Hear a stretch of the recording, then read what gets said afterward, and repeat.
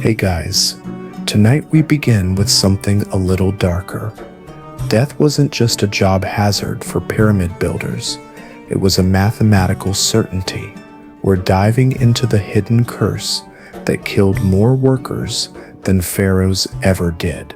Forget the Hollywood adventure movies sold you. The truth? You probably wouldn't last a single shift.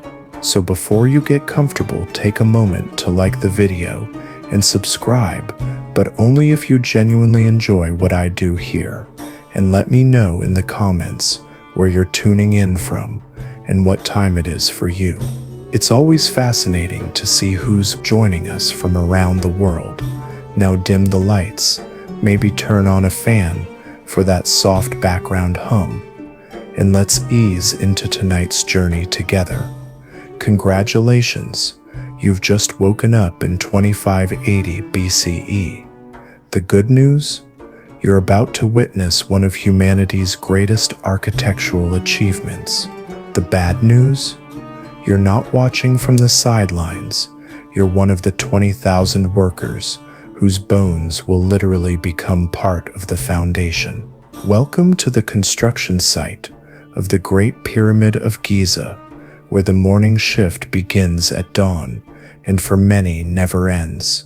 The stone beneath your feet isn't just limestone, it's a graveyard. Each block you see, weighing 2.5 tons, didn't just appear by magic. It was cut, shaped, and dragged into place by men whose names history forgot, whose bodies were consumed by the very monuments they built. This isn't just about construction. This is about the hidden curse that turned human beings into expendable resources, where death wasn't an accident, it was part of the budget. You wake up in a workers' camp that stretches as far as the eye can see. The smell hits you first: unwashed bodies, rotting food, and something else. Something metallic that's blood, and it's everywhere. Welcome to Giza, where 20,000 men live in conditions that would make medieval peasants feel fortunate. Your sleeping mat is a piece of rough hemp thrown on sand that's been walked on by thousands of feet. The man next to you isn't moving. He won't be moving ever again. His name was Kenti, and yesterday a rope snapped while he was guiding a limestone block into position. 2.5 tons of stone don't care about your hopes and dreams. They just crush. The overseers have already replaced him with someone younger, someone who doesn't know yet that this job comes with a life expectancy measured in months, not years. The statistics are horrifying. For every pyramid built, roughly 1 in 4 workers never saw completion. That's not counting the ones who survived, but went home missing limbs, with crushed spines, or with lungs so filled with stone dust they'd spend their remaining years coughing up blood. The pharaoh's eternal resting place was built on a foundation of temporary lives, and this is just the beginning of your day. The morning horn blows while the stars are still visible. You have approximately 30 seconds to get to your feet before the foremen start using their wooden clubs to motivate anyone moving too slowly. Breakfast is a handful of bread, so stale it could be used as a weapon, some onions that taste like they've been sitting in the sun for weeks, and beer that's more water than alcohol. This meal needs to sustain you for the next 12 hours of backbreaking labor. Your work assignment is determined by a system that's both brutally efficient and utterly without mercy. The strong men get the quarry work, cutting massive blocks from the limestone plateau with copper tools that break every few hours. The skilled workers get the precision fitting, shaping stones so perfectly that you can't slide a knife blade between them. The unlucky ones get rope duty, hauling multi-ton blocks up ramps, using nothing but human muscle and physics that seem designed to kill. But here's what the history books don't tell you. The real killer wasn't the stones, it was the heat. Summer temperatures in the Egyptian desert regularly exceed 120 degrees Fahrenheit. You're working in full sun, moving constantly, lifting weights that would challenge modern machinery.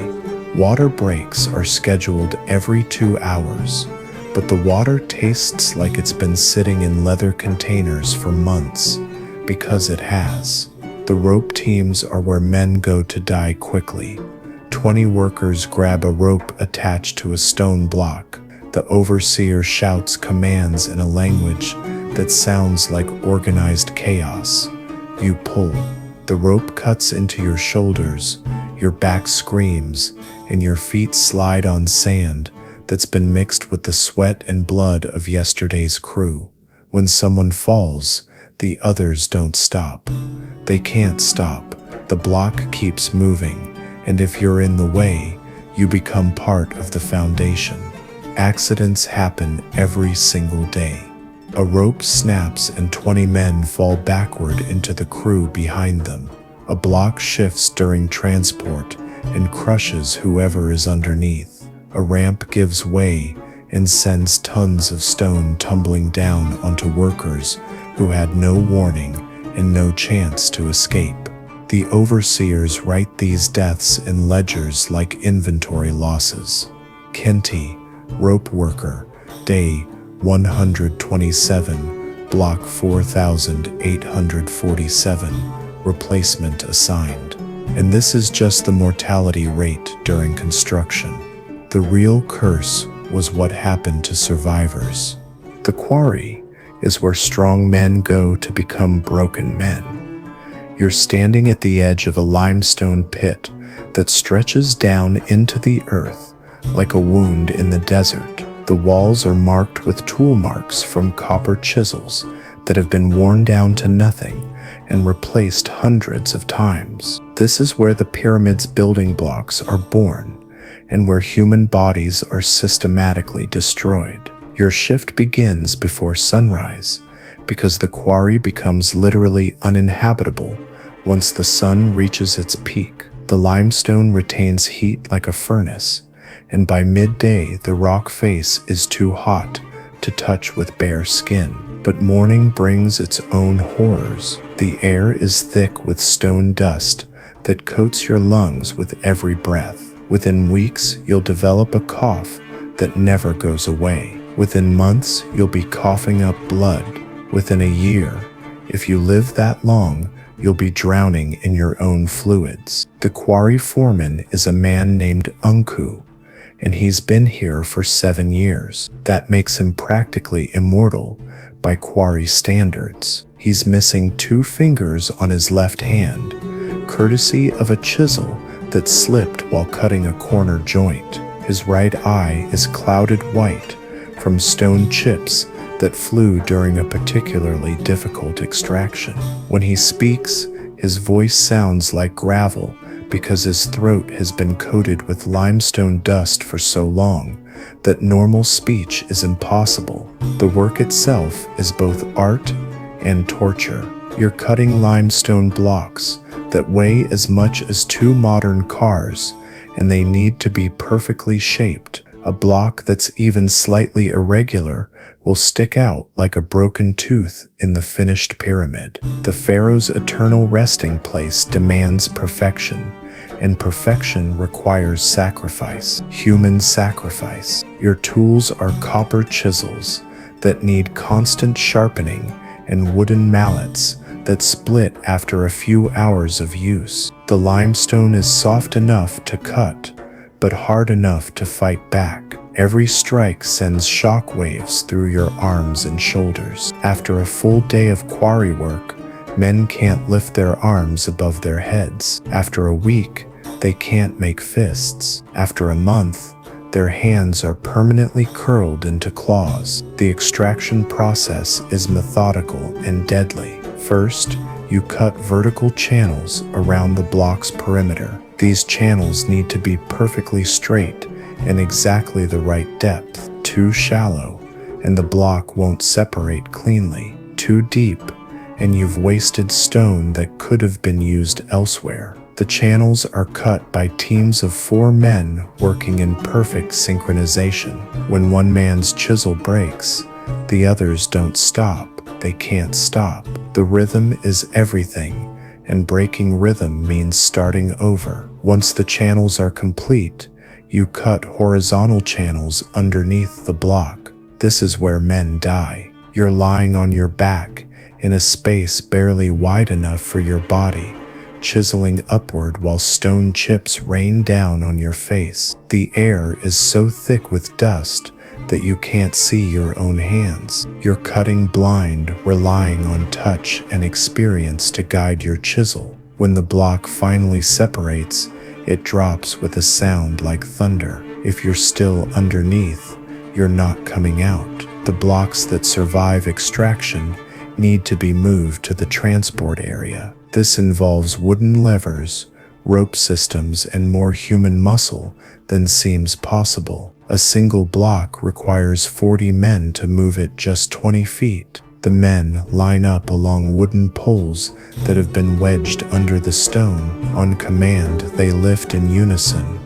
The weight is distributed but barely. If even one man loses his grip, the block drops and crushes whoever is underneath. And this is just getting the stone out of the ground. The transport ramps are engineering marvels that double as death traps. They're built from mud bricks and limestone chips, angled perfectly to allow heavy blocks to be dragged upward toward the construction site. The ramps are constantly being rebuilt because they collapse under the weight of the stones. When a ramp gives way, it takes the block, the transport team, and anyone unlucky enough to be in the way. The quarry operates every day except for religious festivals, which happen approximately once a month. These rest days are spent repairing tools, treating injuries, and replacing workers who didn't survive the previous month. The replacement workers are usually farmers whose crops have failed, young men looking for steady work, or prisoners of war who have been given a choice between the quarry and execution. Most choose the quarry, most regret it. Welcome to the rope teams, where mathematics meets mortality in the most brutal way possible. You're standing in a line with 19 other men, all of you gripping a rope that's attached to a limestone block weighing more than 2 modern cars. The rope is made from twisted papyrus fibers that have been treated with animal fat to make them slightly less likely to snap, only slightly. The rope itself is a marvel of ancient engineering and an instrument of death. Each strand has been twisted by hand, tested for strength, and woven together into a cord thick enough to support impossible weights. But rope has limitations, and those limitations are measured in human lives. A rope that's been used for a month develops weak spots. A rope that's been exposed to desert sun becomes brittle. A rope that's been soaked in workers' sweat and blood becomes unpredictable. Your position in the rope team determines your life expectancy. The men at the front, closest to the block, have the most control but face the greatest danger.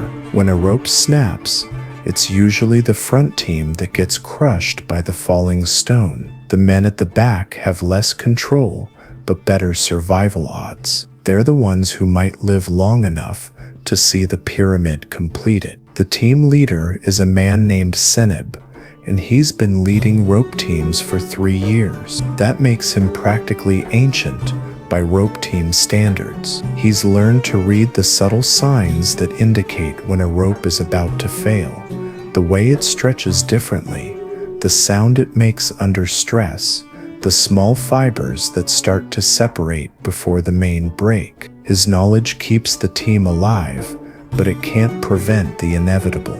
The morning shift begins with rope inspection. Each team member runs the rope through their hands, feeling for weak spots, frayed areas, or signs of wear. This inspection can save lives, but it also reveals the harsh reality of your situation. Every rope shows signs of stress. Every rope has areas where fibers have started to separate. Every rope is a countdown timer to disaster. The actual transport process is choreographed like a deadly dance. 20 men position themselves along the rope at precise intervals. The block sits on wooden rollers that have been carved from trees that were floated down the Nile specifically for this purpose. The rollers are constantly being crushed and replaced because 2.5-ton stones don't respect wood any more than they respect human bones. The command system is brutally simple.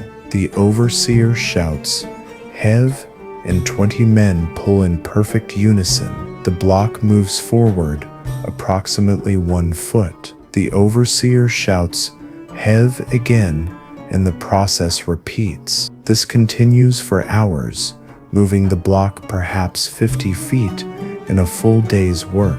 The pyramid contains over 2 million blocks. Do the math. Between each heave, the rollers need to be repositioned. This means men crawling underneath a suspended block to move wooden cylinders that are constantly being crushed by the weight above. The space between the block and the ground is barely wide enough for a human body. The men who do this work are called roller runners, and they have the shortest life expectancy of any job on the construction site. The ramp system adds another layer of complexity and danger. As the pyramid grows taller, the blocks need to be transported up increasingly steep inclines. The ramps are built in a spiral pattern around the pyramid's exterior, but they're constantly being modified as the construction progresses. A ramp that worked for the first level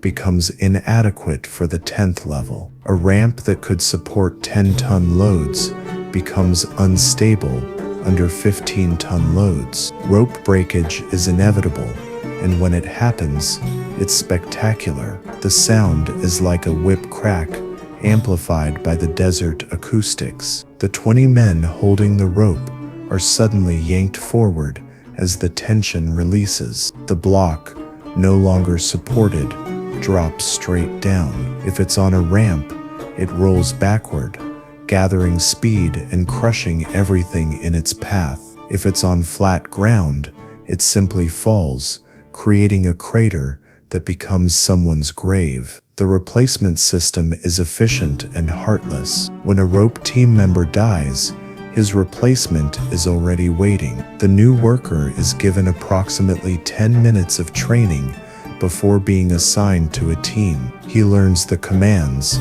the rhythm, and the basic safety procedures. He doesn't learn that the average rope team member survives 4 months. He doesn't learn that the rope he's gripping has already killed 3 men.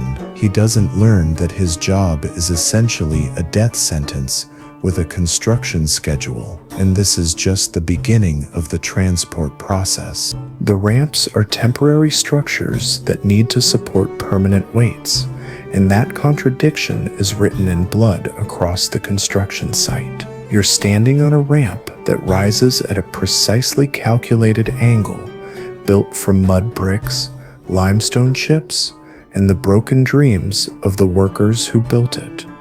The ramp looks solid, but it's actually a complex engineering problem that's being solved with trial and error kills. The ramp construction team works in a state of controlled panic. They're building a road that needs to support blocks weighing up to 15 tons, using materials that are essentially dirt and broken stone. The engineering is brilliant, but the execution is deadly. Every ramp that fails takes workers with it. Every ramp that succeeds is built on the lessons learned from previous failures. Your foreman is a man named Kamizet, and he's been building ramps for 5 years. He's missing his left foot, courtesy of a ramp collapse that occurred during the pyramid's 3rd level.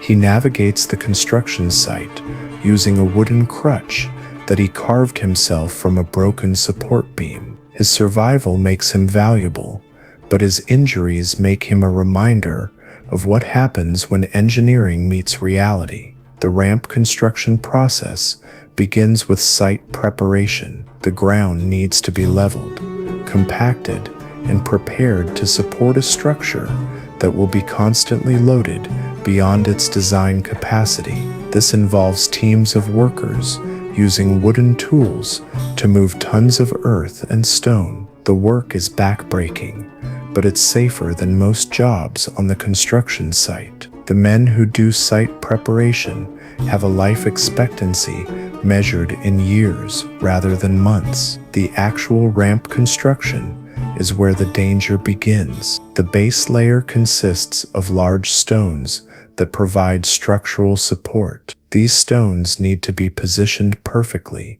because any weakness in the foundation will be magnified by the weight of the finished ramp. The stone placement teams work in constant danger of being crushed by the very stones they're positioning.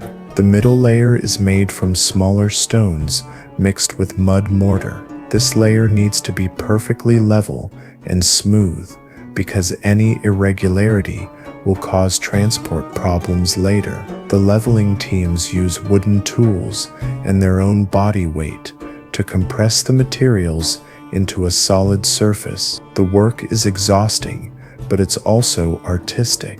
A well-built ramp section looks like a piece of sculpture. The top layer is the most critical and the most dangerous. It's made from fine gravel mixed with water and mud, creating a surface that's smooth enough for the wooden rollers, but rough enough to provide traction for the rope teams. This surface needs to be constantly maintained because it's constantly being destroyed by the blocks being transported across it. The ramp angles are calculated with mathematical precision that would impress modern engineers. Too steep, and the rope teams can't pull the blocks upward. Too shallow, and the ramp becomes impossibly long. The angle needs to be exactly right, and that precision is achieved through trial and error. When a ramp angle is wrong, workers die. The support systems are the most ingenious and most dangerous part of the ramp construction. The ramps are built around the pyramid as it grows,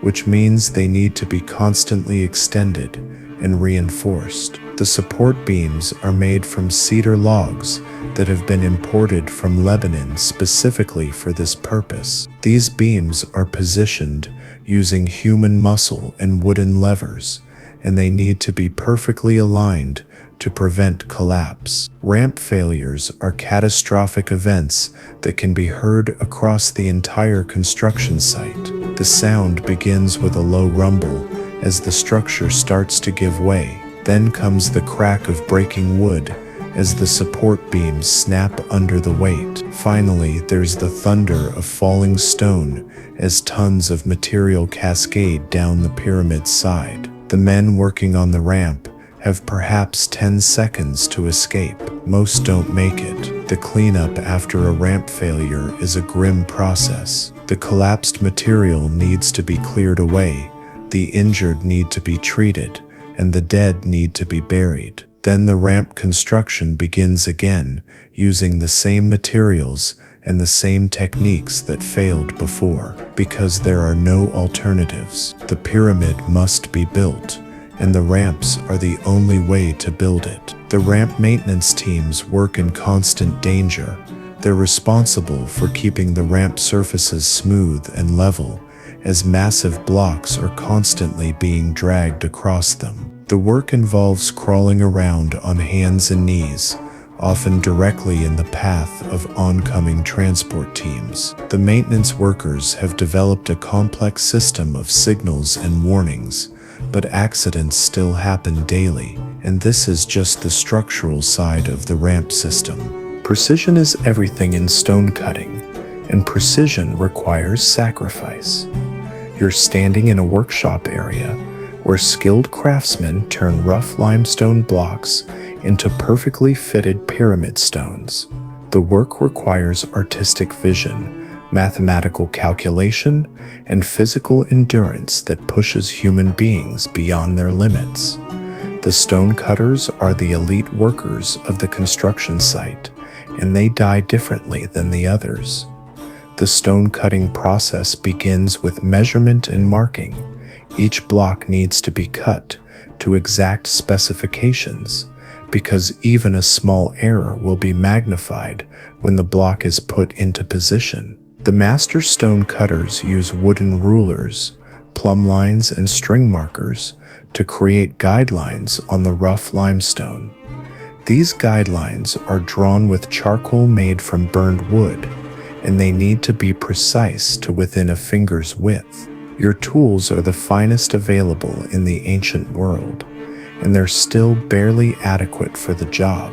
Copper chisels need constant sharpening because limestone, while soft, is abrasive enough to dull metal edges within hours. The chisels are sharpened using sandstone blocks that have been shaped into whetstones. The sharpening process is almost as dangerous as the cutting itself because a slip can result in deep cuts that become infected in the desert heat. The cutting technique is both art and endurance test. You position the chisel against the limestone and strike it with a wooden mallet. The blow needs to be perfectly controlled, too light, and the stone won't cut too heavy, and the chisel will bounce or break.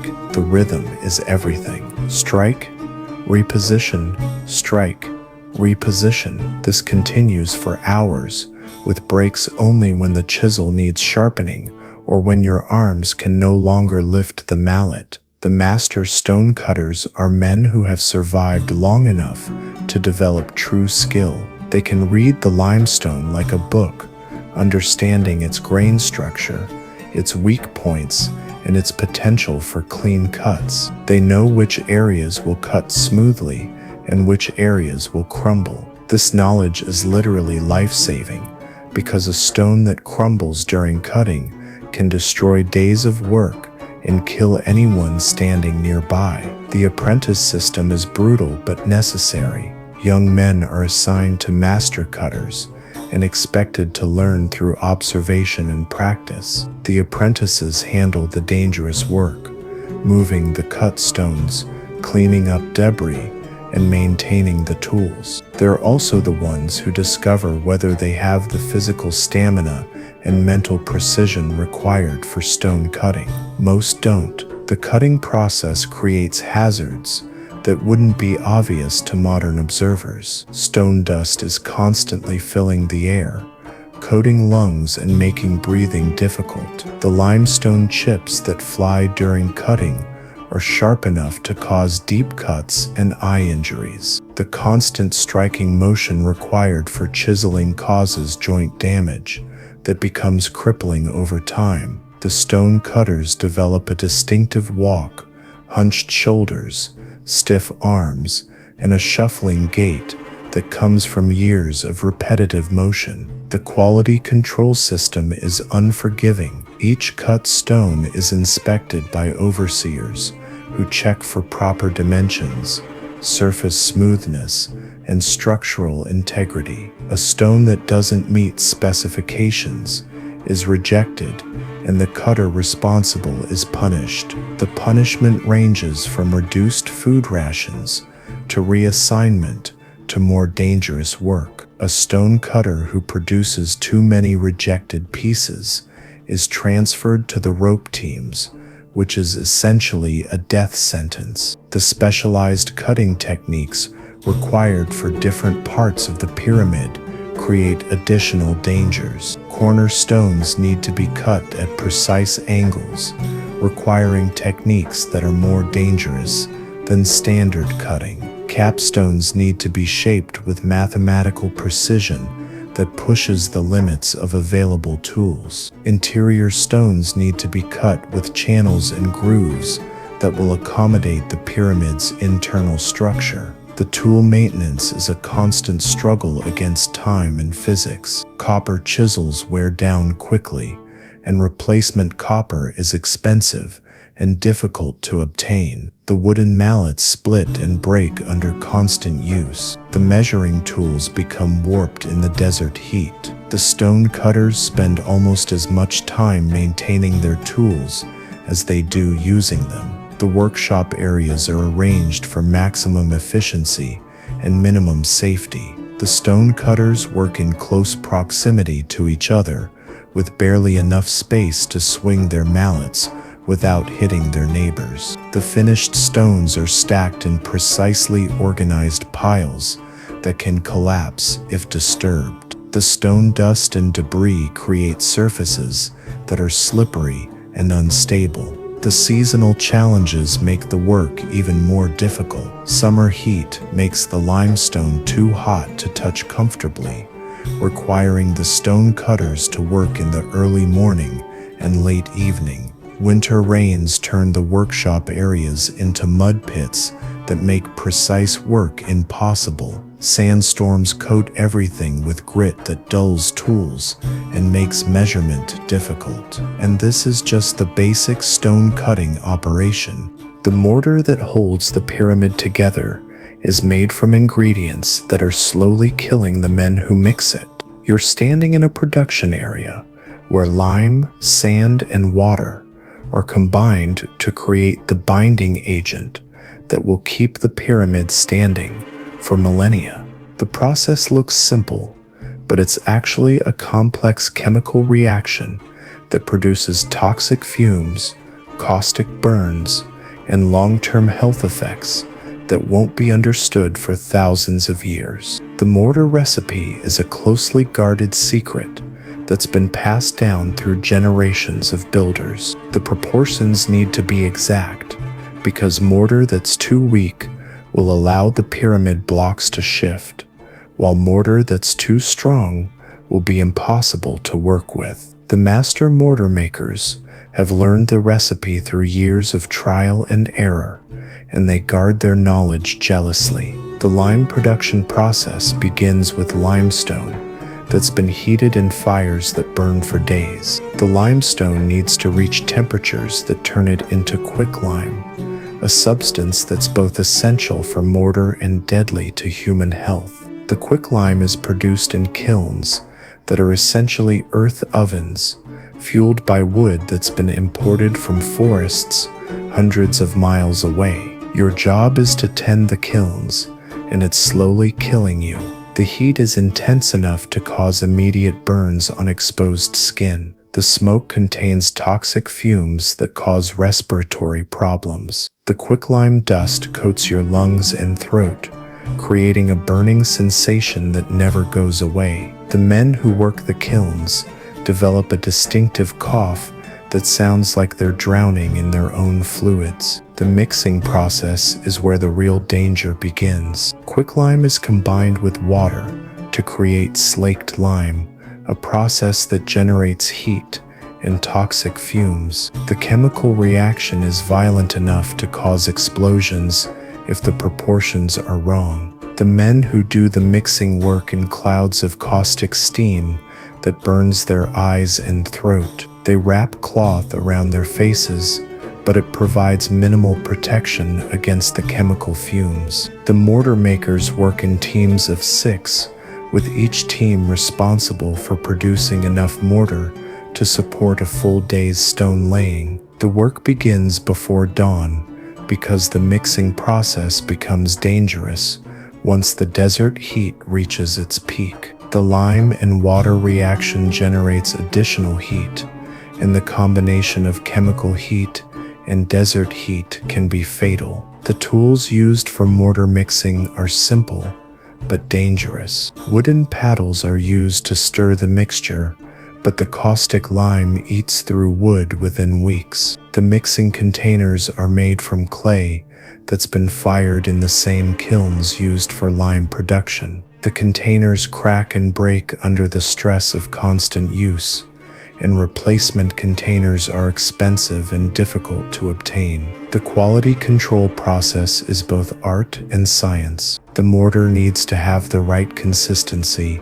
thick enough to hold the stones in place, but thin enough to spread evenly. The master mortar makers test the mixture by feel, determining the proper consistency through experience that's been gained at the cost of their health. Their hands are permanently stained and burned from years of handling caustic materials. The transport of finished mortar to the construction site creates additional hazards. The mortar is carried in clay vessels that weigh over 100 pounds when full. The carriers work in teams, but the vessels are awkward and difficult to handle.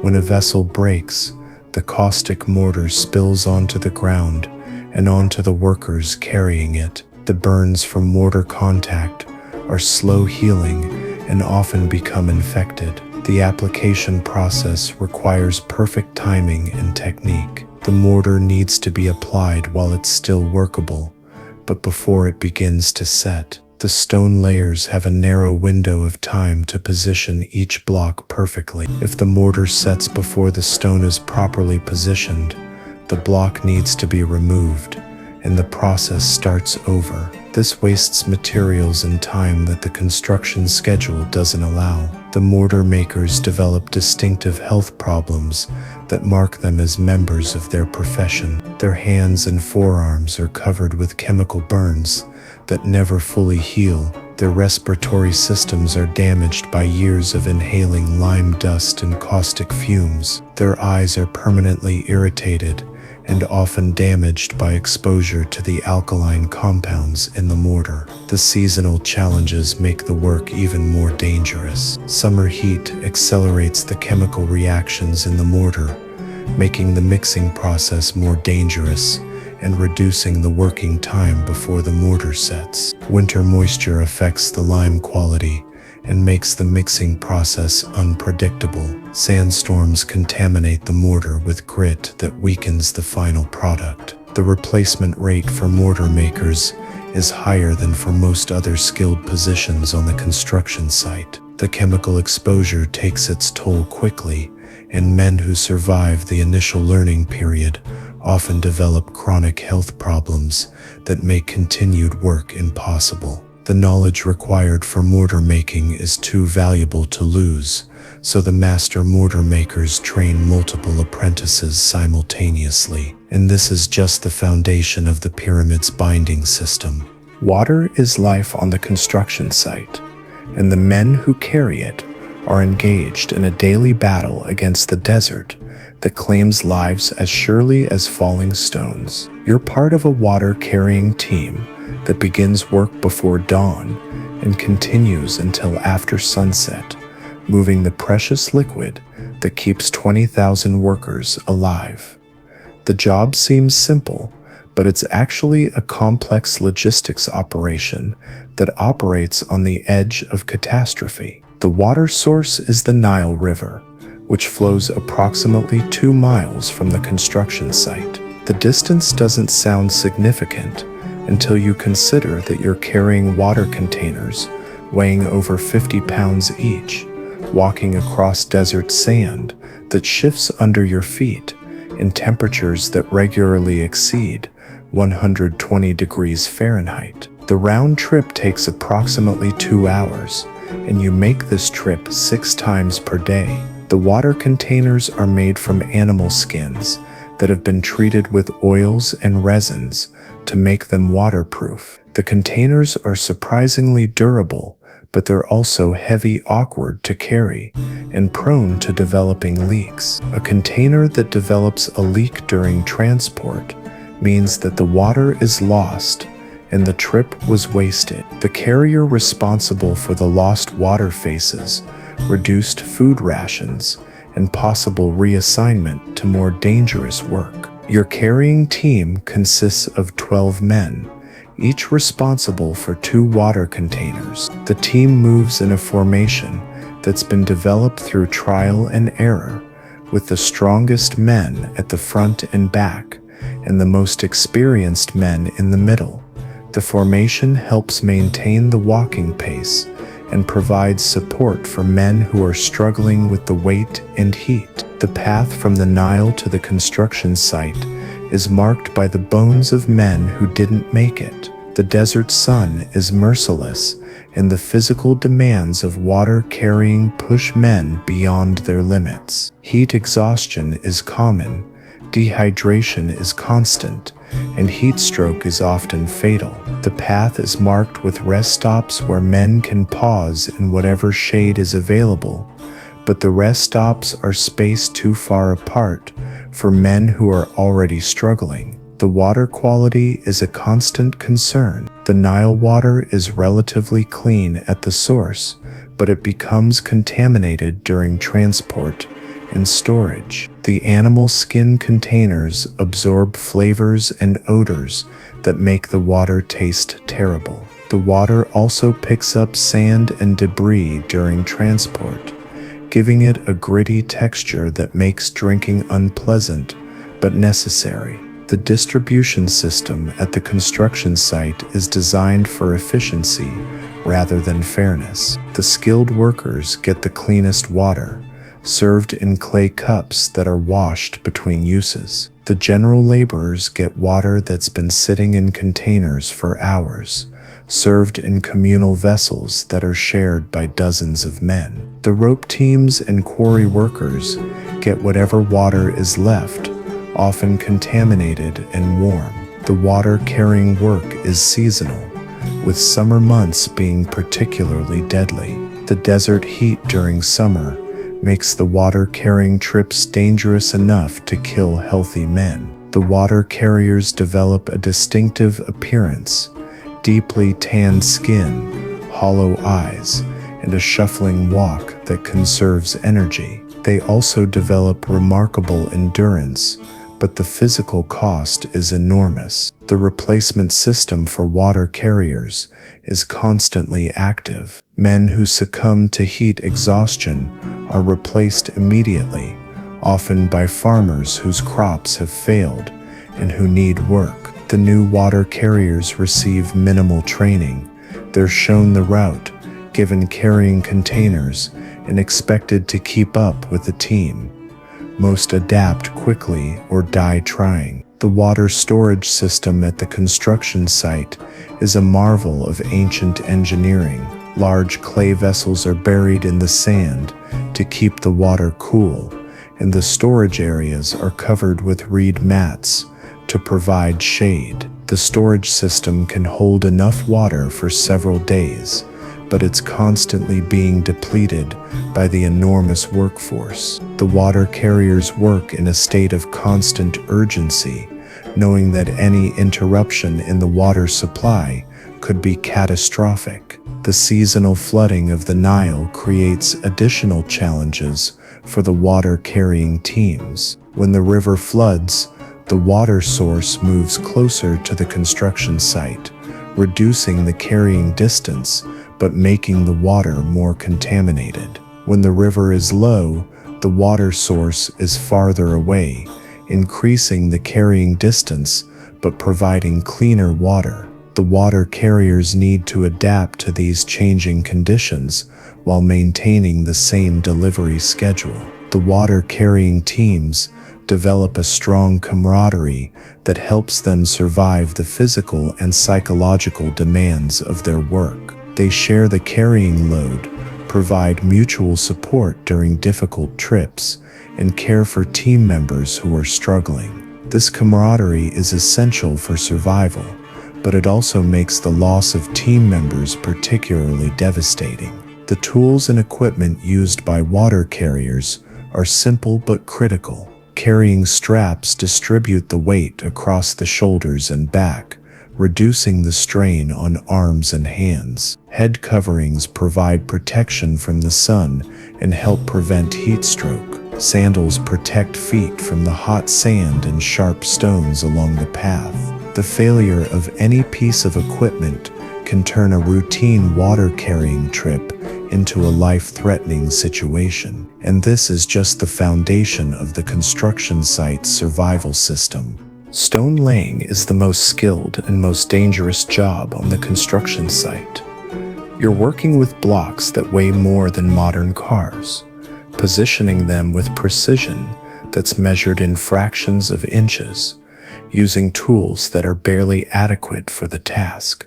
The stone layers are the elite craftsmen of the pyramid construction, and they die in ways that are both spectacular and inevitable. The stone laying process begins with site preparation. The level where the stone will be placed needs to be perfectly clean and level, because even a small piece of debris can cause the massive block to sit incorrectly. The preparation teams use brushes made from palm fronds to sweep away sand and stone chips. They use wooden straightedges to check for level surfaces. They use plumb lines to ensure vertical alignment. This preparation work is tedious and time-consuming, but it's essential for the structural integrity of the pyramid. Your tools are the finest available in the ancient world, and they're still barely adequate for the precision required. Copper chisels are used for final shaping of the stones after they've been positioned. Wooden levers are used to make fine adjustments to stone placement. Bronze hammers are used for driving wedges and making minor modifications. The tools are valuable enough that losing or breaking them results in severe punishment. The stone positioning process is choreographed like a deadly dance. The block is transported to the approximate location using the rope teams and wooden rollers. Then the precision work begins. The stone layers use wooden levers to nudge the block into exact position, making adjustments that are measured in fractions of inches. The work requires perfect coordination between team members because a mistake by one person can result in a multi-ton block shifting unexpectedly. The master stone layers are men who have survived long enough to develop true expertise. They can read the subtle signs that indicate when a block is properly positioned, the way mortar squeezes out from the joints, the sound the stone makes when it settles into place, the feel of the wooden levers as they apply pressure. This expertise is gained through years of experience that most men don't survive. The leveling process is where precision meets mortality. Each stone needs to be positioned so that its top surface is perfectly level with the stones around it. This requires constant measurement and adjustment, using tools that are accurate to within a finger's width. The master stone layers use water-filled channels carved into wooden boards to check for level surfaces. They use plumb lines suspended from wooden frames to check vertical alignment. They use string lines stretched between reference points to check horizontal alignment. The mortar application during stone laying is a race against time and chemistry. The mortar needs to be thick enough to support the weight of the stone, but thin enough to allow precise positioning. The mortar begins to set within minutes of application, creating a narrow window for making adjustments. Once the mortar sets, the stone is locked in position permanently. If the position is wrong, the stone needs to be removed, and the process starts over. The joint cutting process creates the tight fits that make Egyptian stonework famous. After the stones are positioned and the mortar has set, the joints between stones are cut and refined to create perfectly tight seams. This work is done with copper chisels and requires steady hands and perfect control. The joint cutters work in cramped spaces, often lying on their sides to reach joints between large blocks. The weight distribution calculations are done by master builders who understand the engineering principles that keep the pyramid stable. Each stone needs to be positioned so that its weight is properly distributed to the stones below. The calculations are done using mental arithmetic and rules of thumb that have been developed through generations of building experience. A mistake in weight distribution can cause structural problems that won't become apparent until months later. The lifting and positioning equipment is constantly breaking under the enormous stresses involved. Wooden livers crack and split. Rope systems stretch and break. The copper tools bend and break. The stone layers work with equipment that's constantly failing, requiring them to improvise solutions using whatever materials are available. The seasonal challenges make stone laying even more difficult. Summer heat makes the stones too hot to touch comfortably, requiring the stone layers to work in early morning and late evening.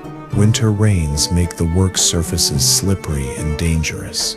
Sandstorms coat everything with grit that makes precise work impossible. And this is just the basic stone laying operation. Building the internal chambers of the pyramid is like constructing your own tomb while you're still alive. You're working in spaces that become progressively smaller and more dangerous as construction progresses. The chamber builders work in complete darkness, breathing air that's thick with stone dust, building spaces that most of them will never see completed. The chamber construction begins with excavation into the pyramid's core. The chambers need to be carved out of solid limestone, using hand tools and techniques that haven't changed in centuries. The excavation work is done by teams working in shifts, because the air quality inside the pyramid becomes toxic within hours. The workers use oil lamps that consume what little oxygen is available, making the breathing problems even worse. Your workspace gets smaller every day as the pyramid grows around you. The access passages are barely wide enough for a man to crawl through, and they become narrower as construction progresses. The chamber spaces are carved to exact specifications, but working in confined spaces makes precision extremely difficult. The workers develop a hunched, cramped posture that becomes permanent after months of working in spaces too small for normal human movement. The ventilation system is inadequate and deadly. The pyramid's design includes air shafts that are supposed to provide fresh air to the internal chambers, but these shafts are too small and too few to support the number of workers needed for construction. The air inside the chambers becomes thick with stone dust, oil lamp smoke, and carbon dioxide from the workers' breathing. Men regularly collapse from oxygen deprivation. The lighting system relies on oil lamps that create as many problems as they solve. The lamps provide the light needed for precision work, but they consume oxygen and produce smoke that coats the workers' lungs. The oil used in the lamps is expensive and difficult to obtain, so the lighting is kept to a minimum. Most of the chamber construction work is done in near darkness, with workers relying on touch and experience to guide their tools. The stone removal process is a logistical nightmare. Every piece of stone that's carved from the chambers needs to be removed through access passages that are barely wide enough for a human body. The stone chips and dust are carried out in baskets that are passed from hand to hand through the narrow passages. The removal process is so slow that the chamber builders work surrounded by piles of debris that make the workspace even more cramped. The precision required for chamber construction exceeds even the standards used for the pyramid's exterior. The walls need to be perfectly smooth and precisely angled. The corners need to be cut to exact specifications. The ceiling needs to be level and strong enough to support the weight of the stones above. This precision is achieved using tools that are barely adequate for the task, in working conditions that make precision nearly impossible. The master chamber builders are men who have somehow survived years of working in conditions that kill most workers within months. They've developed techniques for working in darkness, methods for breathing in toxic air, and skills for achieving precision in impossibly cramped spaces. Their knowledge is literally priceless because replacing a master chamber builder is nearly impossible. The structural engineering for the internal chambers is more complex than the engineering for the pyramid's exterior. The chambers need to be strong enough to support the weight of millions of tons of stone, while also providing the space and access required for the pharaoh's burial. The engineering calculations are done using principles that won't be formally understood for thousands of years. The chamber finishing work requires skills that border on artistry. The walls are polished smooth using abrasive stones and oils. The corners are cut to perfect right angles using copper tools and wooden guides. The surfaces are finished to a smoothness that rivals modern machining. This finishing work is done in complete darkness, with the workers relying on touch to judge the quality of their work. The access passage construction is equally dangerous and precise. The passages need to be exactly the right size to allow the pharaoh's sarcophagus to be moved into position,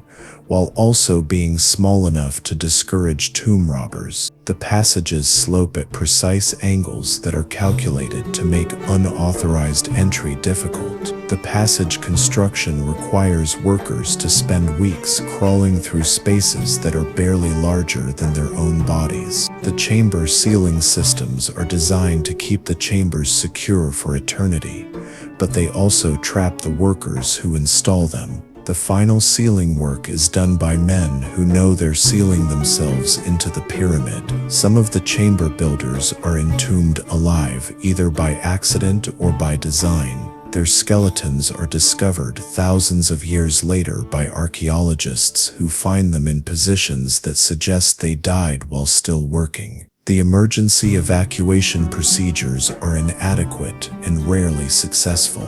When chambers collapse or access passages become blocked, the workers inside are usually trapped permanently. The construction schedule doesn't allow time for rescue operations, and the technical challenges of reaching trapped workers are usually insurmountable. The chamber builders work with the knowledge that entrapment is a possibility that could happen at any time, and this is just the hidden interior of the pyramid.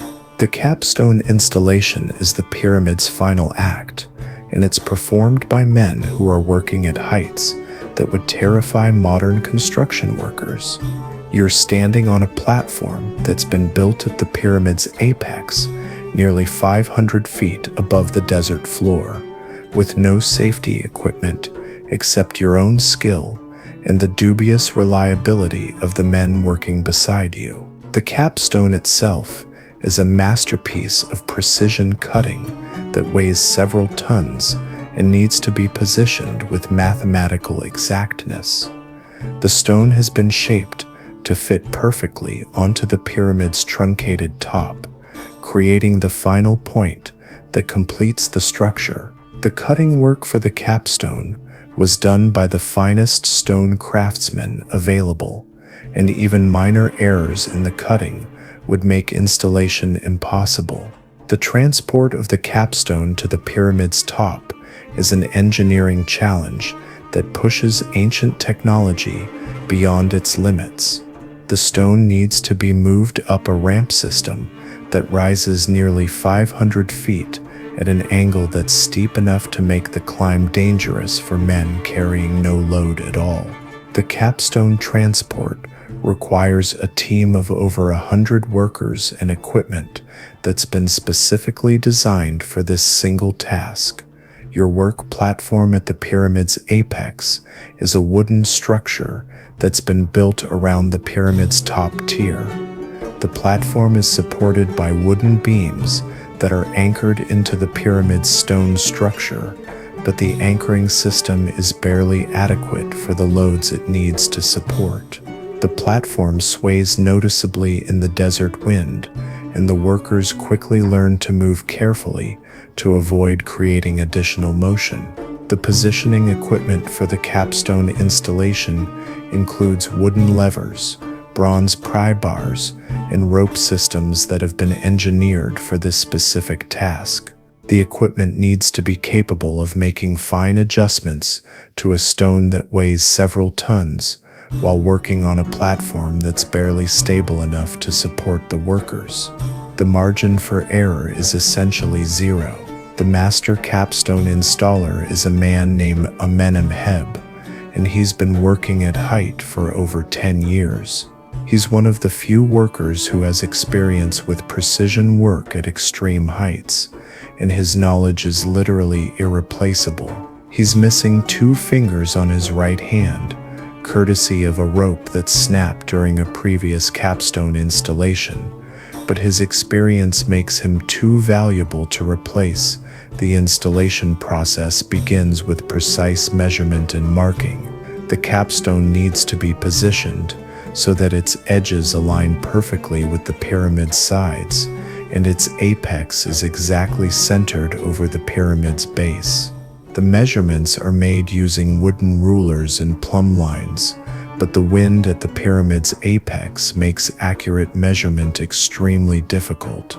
The lifting process uses a combination of levers, pulleys, and human muscle that's been engineered to move the capstone into its final position. The lifting system is complex enough that it requires perfect coordination between all team members, and sophisticated enough that a single mistake can result in the capstone falling and destroying months of work, and killing everyone on the platform. The fine positioning work is where artistry meets engineering at 500 feet above the ground. The capstone needs to be adjusted in increments that are measured in fractions of inches, using tools that are barely capable of making such precise adjustments. The positioning work is done by feel and experience, because the visual references at that height are inadequate for the precision required. The weather conditions at the pyramid's apex are dramatically different from conditions at ground level. The wind is constant and strong enough to make walking difficult. The sun exposure is intense enough to cause immediate burns. The temperature variations between day and night are extreme enough to cause the wooden equipment to expand and contract noticeably.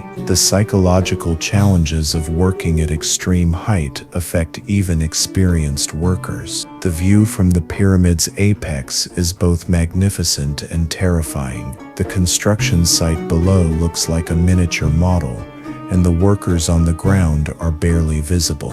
The sense of height and exposure is overwhelming, and some workers are unable to function effectively at that altitude. The safety equipment available to the capstone installers is essentially non-existent. There are no harnesses, no safety ropes, and no fall protection systems. The workers rely on their own balance and coordination, and on the stability of wooden platforms that are constantly stressed beyond their design limits. Falls from the pyramid's apex are always fatal, and they happen regularly. The completion ceremony for the capstone installation is a ritual that's been performed for generations of pyramid builders. The successful installation of the capstone marks the completion of years of work and the deaths of thousands of workers. The ceremony is performed by the surviving workers, but many of the men who began the pyramid construction are no longer alive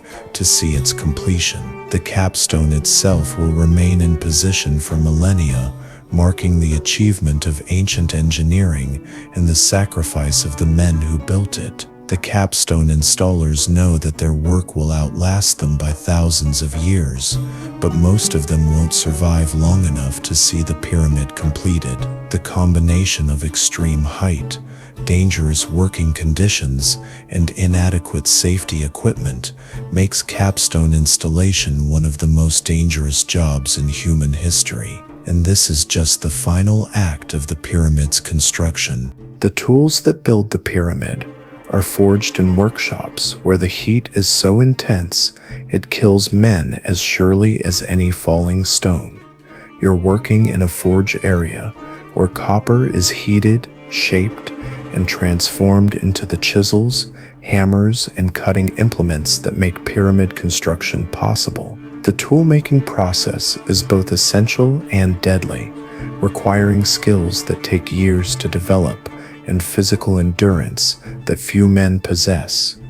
The forge fires burn constantly, consuming wood that's been transported hundreds of miles specifically for tool-making. The fires need to reach temperatures hot enough to make copper workable, which means the workshop areas are constantly filled with heat that makes summer desert temperatures seem comfortable.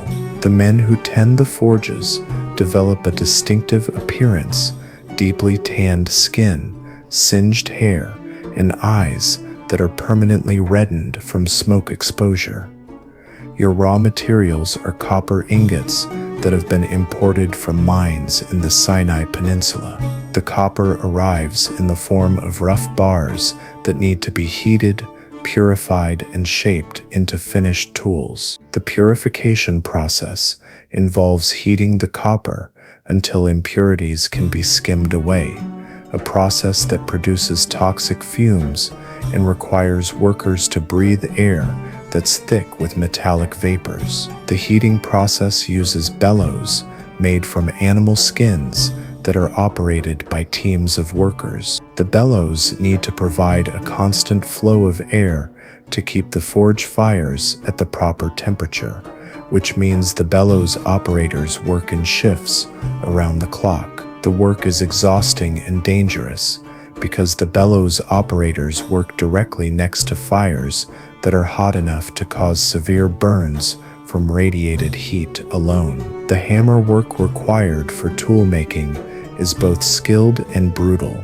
The heated copper needs to be shaped using bronze hammers that weigh several pounds each. The hammering work requires perfect timing and technique because copper that's too hot will be too soft to hold its shape, while copper that's too cool will crack under the hammer blows. The hammer workers develop distinctive muscle development and joint problems from years of repetitive heavy labor. The master tool makers are men who have somehow survived years of working in conditions that would kill most people within months. They've learned to read the subtle color changes that indicate when copper has reached the proper temperature for working. They've developed techniques for shaping metal using tools that are barely adequate for the task. Their knowledge is literally irreplaceable because training replacement tool makers is a process that takes years. The sharpening and finishing work for completed tools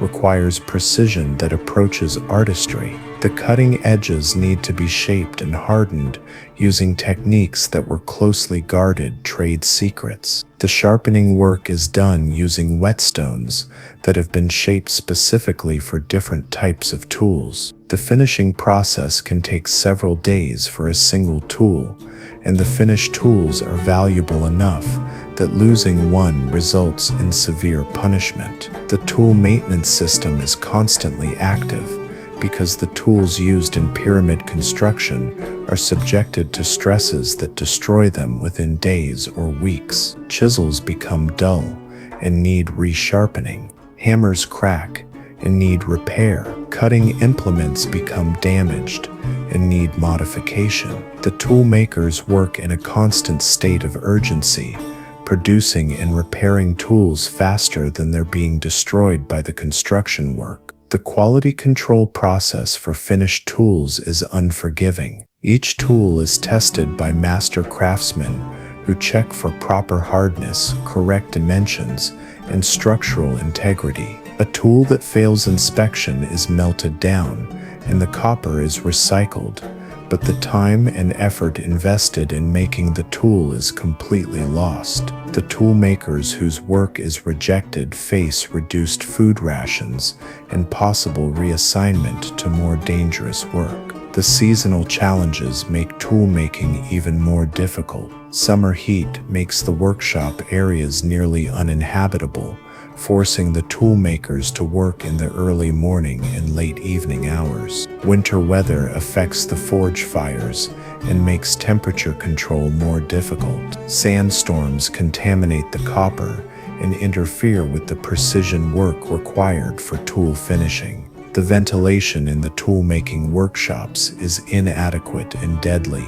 The forges produce smoke and toxic fumes that accumulate in the workshop areas. The workers breathe air that's contaminated with copper vapor, carbon monoxide from the fires, and particulates from the charcoal used to fuel the forges. The toolmakers develop respiratory problems that become progressively worse over time. The accident rate in the tool-making workshops is among the highest on the construction site. Workers are regularly burned by contact with hot metal or forge fires. The heavy hammers used for shaping copper cause crushing injuries when dropped or mishandled. The toxic fumes from the metalworking process cause workers to collapse without warning. The tool-making workshops are marked by a constant stream of injured and disabled workers. The replacement system for toolmakers is constantly active because the working conditions in the forges make long-term survival unlikely. New workers are recruited from among the failed farmers,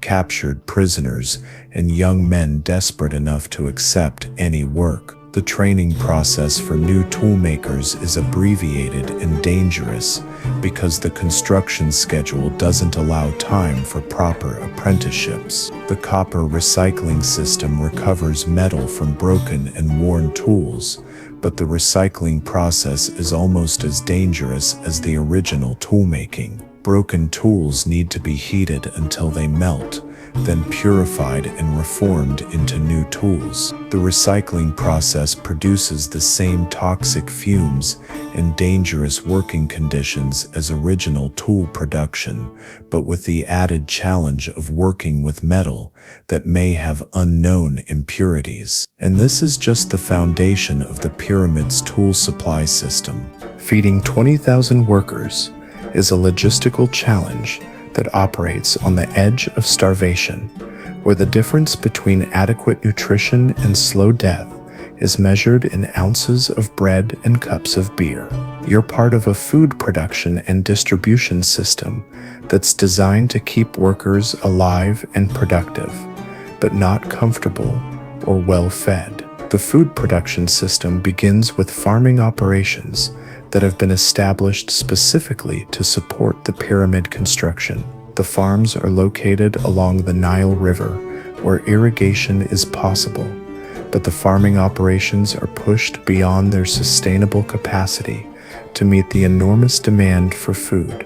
The farmers work land that's been exhausted by continuous planting, using techniques that sacrifice long-term soil health for short-term productivity. Your daily food ration is calculated to provide the minimum nutrition needed to keep you working, with no margin for comfort or satisfaction. The standard ration consists of bread made from emmer wheat, onions that have been stored for months, and beer that's more water than alcohol.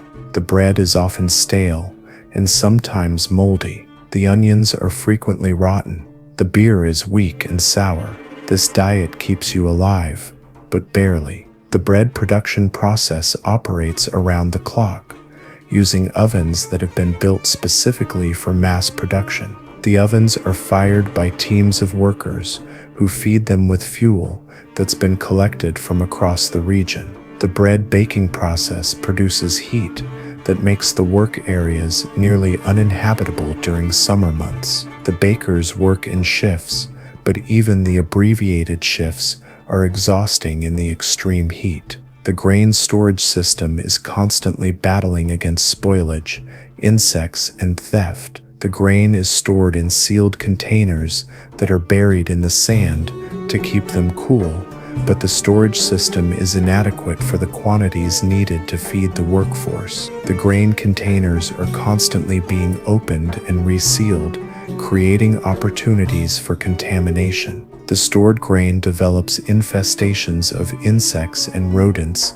that consume significant portions of the food supply. The meat production system relies on livestock that's been raised specifically for the construction project. The animals are slaughtered on a schedule that's designed to provide fresh meat for the skilled workers and supervisors, while the general laborers receive preserved meat that's often spoiled or contaminated. The slaughtering operations are crude and unsanitary, and the meat preservation techniques are inadequate for the desert climate. The beer production process is both essential and dangerous. Beer provides calories and liquid that workers need to survive, but the fermentation process is unpredictable and sometimes produces beer that's contaminated with dangerous bacteria. The beer makers work with grain that's sometimes already spoiled and fermentation containers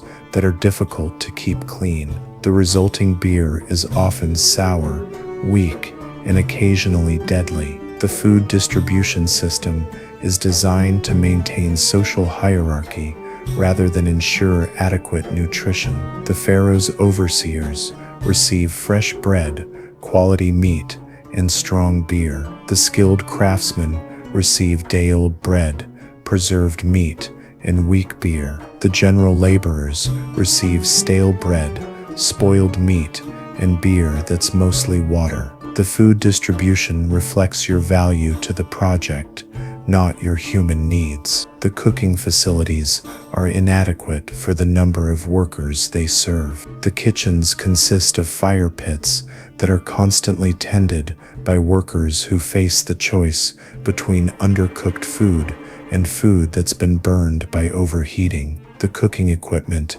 is primitive and constantly breaking. The food preparation areas are unsanitary and become contaminated by sand, insects, and human waste. The water quality affects every aspect of food production and preparation. The water used for bread making comes from the Nile, but it's often contaminated by the time it reaches the food preparation areas. The water used for beer fermentation affects the quality and safety of the finished product. The water used for cleaning cooking equipment is usually too contaminated to actually clean anything. The seasonal food shortages create periods when the already inadequate diet becomes insufficient to sustain life. During times when the Nile floods prevent transportation of supplies, the food rations are reduced to levels that cause workers to collapse from malnutrition. During droughts, when local food production fails, the workers compete for food that's insufficient to feed even half the workforce. The food preservation techniques are inadequate for the desert climate and the quantities involved. Meat is preserved using salt and drying, but the preservation process often fails in the humid conditions near the Nile. Grain is stored in containers that provide some protection from insects and moisture, but the containers are inadequate for long-term storage. The preserved food often spoils before it can be consumed, wasting precious resources. The nutritional diseases are common and debilitating.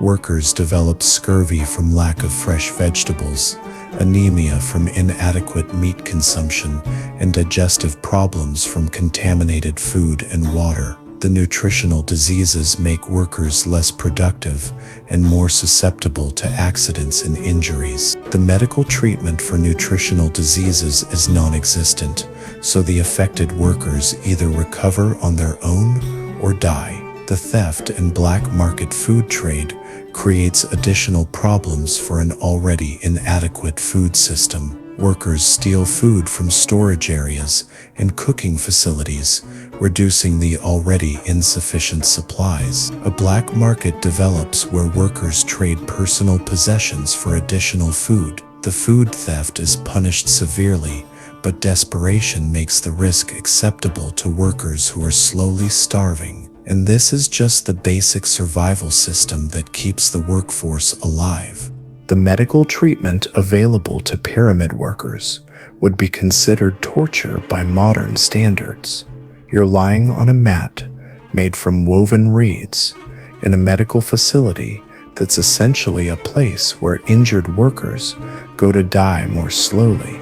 The ancient Egyptian medical knowledge is advanced for its time, but it's still inadequate for treating the industrial-scale injuries produced by pyramid construction. The medical facility is located downwind from the construction site, in an area that's been chosen more for convenience than for healing. The building is made from mud bricks and covered with reed mats that provide minimal protection from the desert heat and sandstorms. The interior is poorly ventilated and constantly filled with the moans and screams of injured workers. The smell of infected wounds, bodily waste, and death is overwhelming. Your injury is a crushed foot, courtesy of a limestone block that shifted during transport. The damage includes broken bones, torn muscles, and lacerations that are already showing signs of infection. In a modern hospital,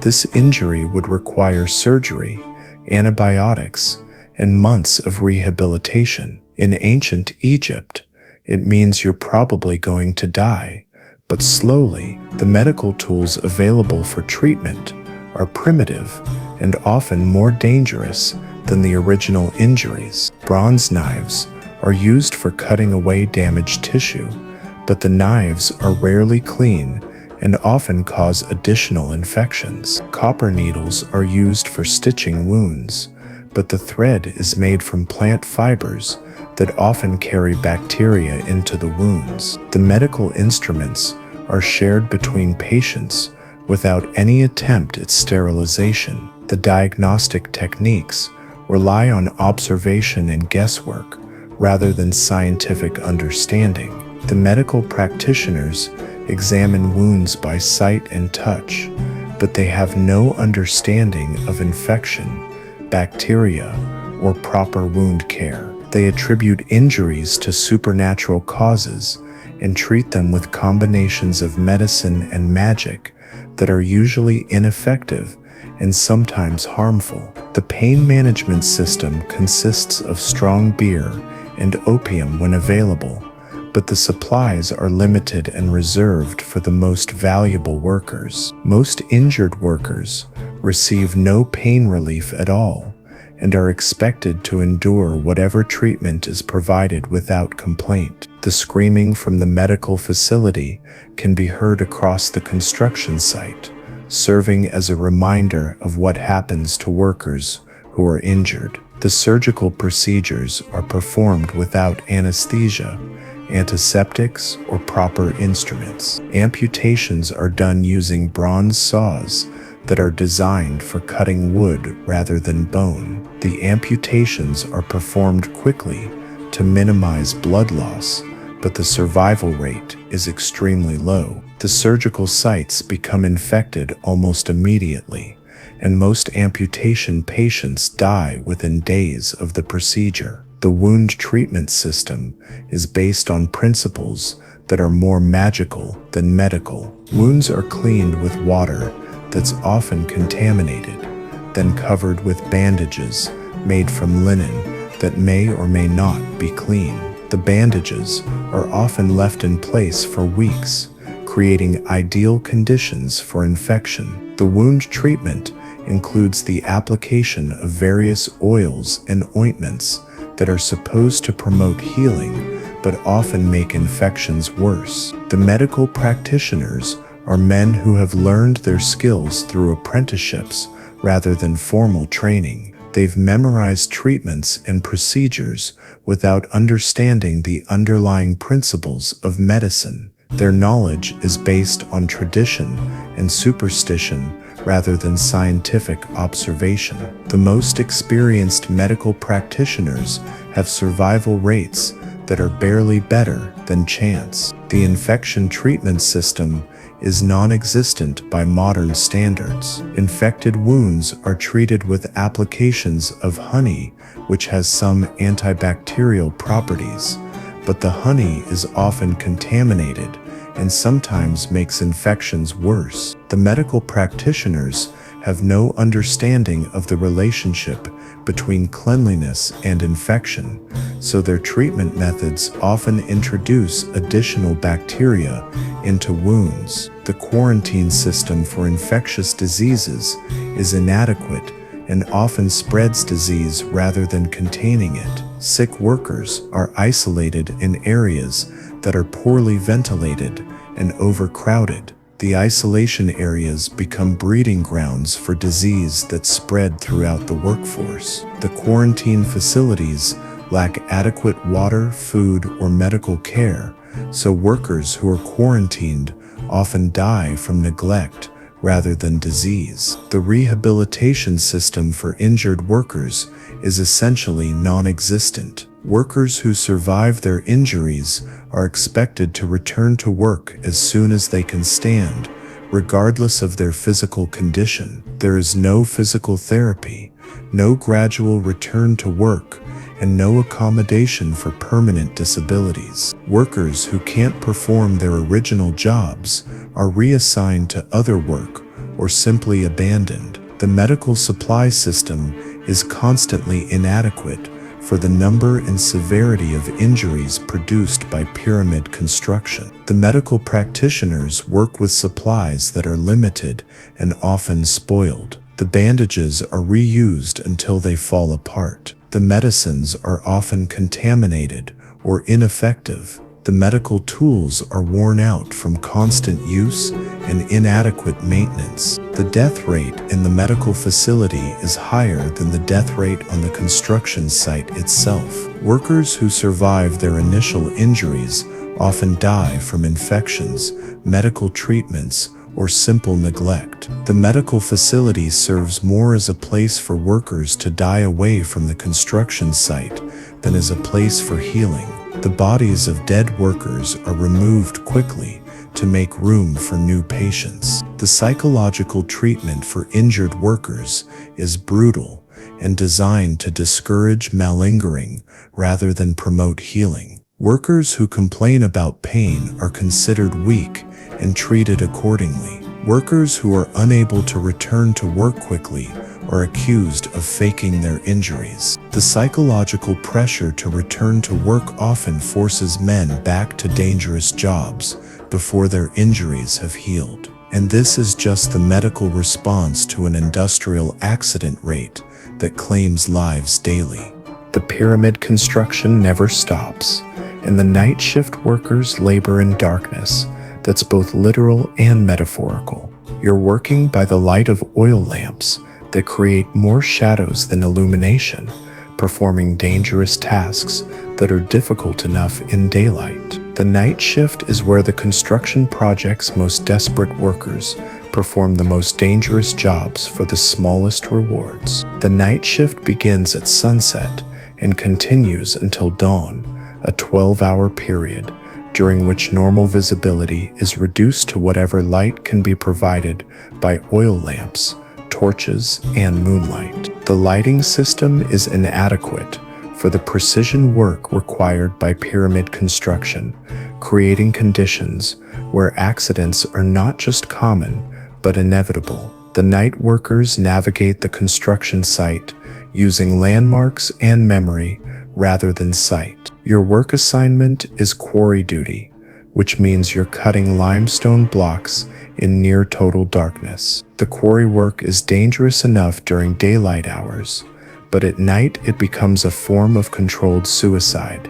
You can't see the tool marks that indicate where the stone will break cleanly. You can't see the cracks that indicate structural weakness. You can't see the loose stone that might fall and crush you. The lighting equipment available to night workers is primitive and dangerous. Oil lamps provide localized light, but they consume oxygen and produce smoke that makes breathing difficult in enclosed spaces. Torches provide more light, but they're fire hazards that can ignite clothing or equipment. The fuel for lighting is expensive and rationed, so most night work is done in conditions that are barely better than complete darkness. The navigation system for moving around the construction site at night relies on rope guides and wooden markers that have been placed during daylight hours. The workers follow ropes that lead from one work area to another, but the ropes are constantly being moved or damaged by construction activities. Getting lost on the construction site at night means wandering into dangerous areas where you might fall into excavations or walk into moving equipment. The accident rate during night shifts is dramatically higher than during day shifts. Workers fall into quarry pits that they can't see. They're struck by equipment that's being moved in darkness. They're crushed by stones that they don't see coming. The night shift accident reports read like a catalog of preventable deaths that occur because the work continues in conditions where it shouldn't be possible. The tool identification system at night relies on touch rather than sight. The workers learn to identify their tools by feel, distinguishing between different chisels, hammers, and cutting implements without being able to see them clearly. The tool confusion leads to accidents when workers grab the wrong tool for a specific task, or when they use damaged tools that they can't see are broken. The coordination between work teams becomes nearly impossible in darkness. The night workers rely on shouted commands and predetermined signals, but the communication system breaks down regularly. Teams working in proximity can't see each other well enough to coordinate their activities, leading to accidents when one team's work interferes with another team's operations. The quality control during night shifts is essentially non-existent. The supervisors can't see well enough to evaluate the quality of work being performed, so substandard work is discovered only after daylight reveals the problems. Stones that are cut incorrectly at night need to be recut during day shifts, wasting time and materials that the construction schedule can't afford. The night shift workers are drawn from the most desperate and expendable members of the workforce. They include men who have been demoted from day shift work due to accidents or disciplinary problems, new workers who haven't earned assignment to day shifts, and older workers who are no longer considered capable of performing demanding day shift tasks. The night shift is where workers go when they're no longer considered valuable enough for safer work. The sleep schedule for night workers is disrupted and inadequate. The workers are expected to sleep during the day in quarters that are not designed for daytime sleeping. The sleeping areas are hot, noisy, and constantly disturbed by day shift activities. The night workers rarely get adequate rest, which makes their already dangerous work even more dangerous due to fatigue and impaired judgment. The food service for night workers is inferior to the already inadequate food provided to day shift workers. The night shift receives leftover food from the day shift, food that's been sitting for hours and is often spoiled or contaminated. The cooking facilities are not staffed during night hours, so the night workers eat cold food that's even less nutritious and less palatable than the regular worker diet. The medical support available to night shift workers is minimal. The medical facility is staffed with minimal personnel during night hours, and the available medical practitioners are usually the least experienced and least skilled. Night shift injuries are often treated inadequately or not at all until day shift medical personnel become available. Many night shift workers die from injuries that might have been treatable if proper medical care had been immediately available.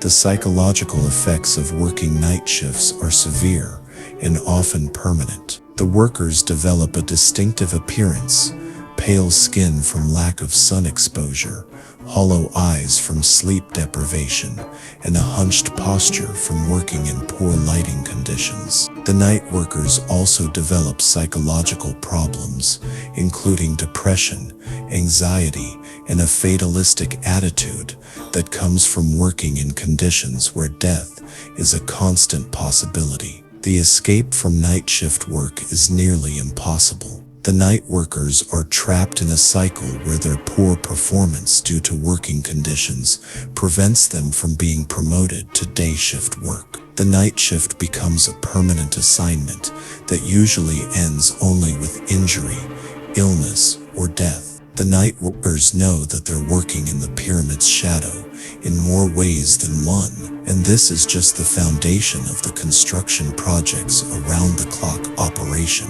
The roads and ramps that connect the quarry to the construction site require constant maintenance by workers who perform the most thankless and dangerous job in the entire project. You're part of a maintenance crew that works to keep the transport routes functional while dodging the constant traffic of multi-ton stone blocks being moved by teams that can't stop for anything, including human lives. The transport routes are subjected to damage that would destroy modern roads within days. The wooden rollers used to move stone blocks grind the road surfaces into powder. The rope teams create deep ruts that become impassable for subsequent transports. The constant traffic of workers, animals, and equipment turns the routes into obstacle courses of holes, debris, and hazards that make transport dangerous and sometimes impossible. Your work begins before dawn, during the brief period when transport traffic is reduced but not eliminated. The maintenance crews work in the narrow windows between transport operations,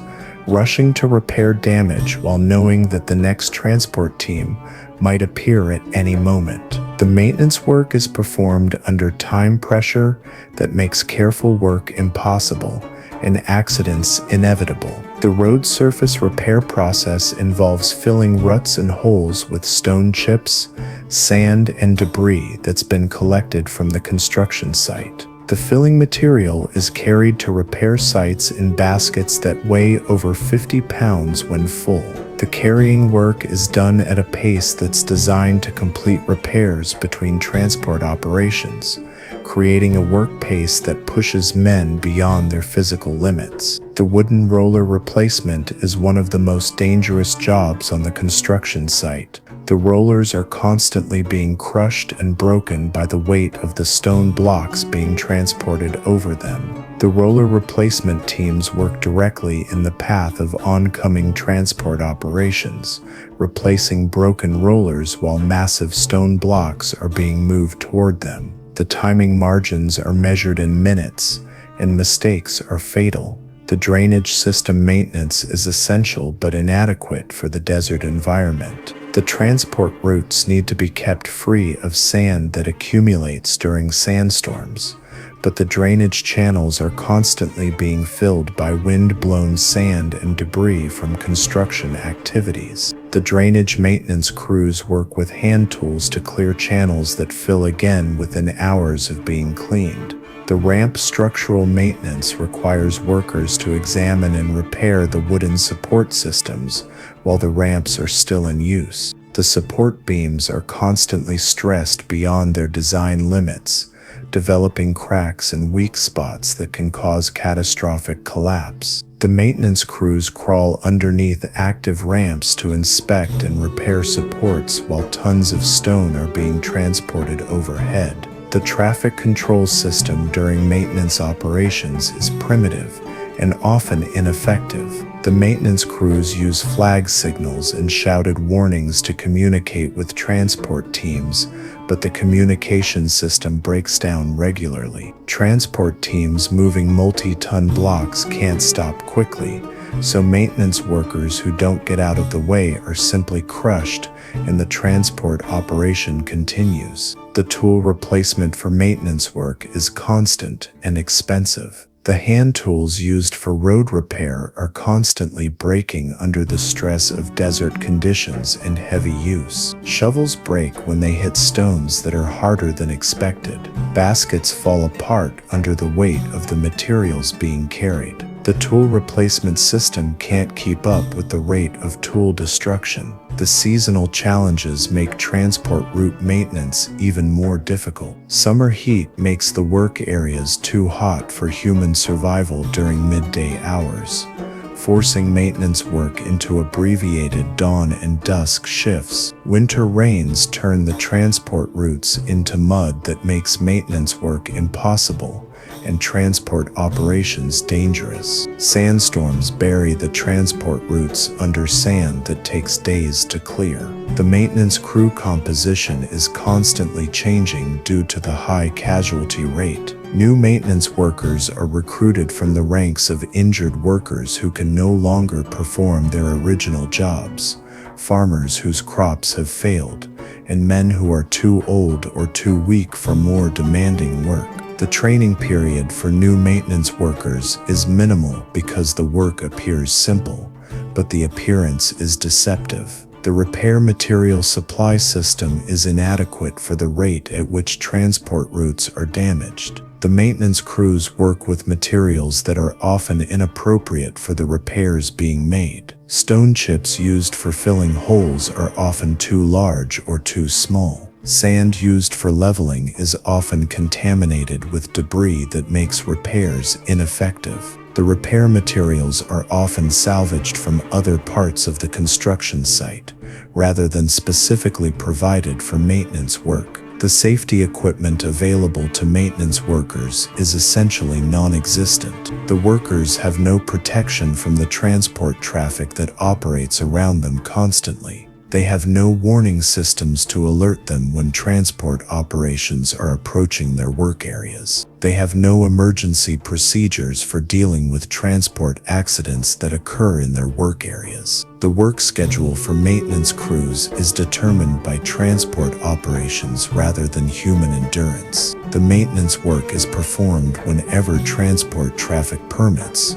regardless of how long the workers have already been working or how exhausted they are. The maintenance crews work split shifts, interrupted schedules, and extended hours that push human endurance beyond reasonable limits. The quality standards for maintenance work are minimal and often ignored. The maintenance crews are expected to make repairs that will last until the next maintenance opportunity, which might be hours or days. The repairs are temporary solutions to permanent problems, and the maintenance crews know that their work will need to be repeated constantly. The quality of maintenance work deteriorates as the workers become exhausted and demoralized. The accident investigation system for maintenance crew casualties is perfunctory and designed to assign blame rather than prevent future accidents. When maintenance workers are killed by transport operations,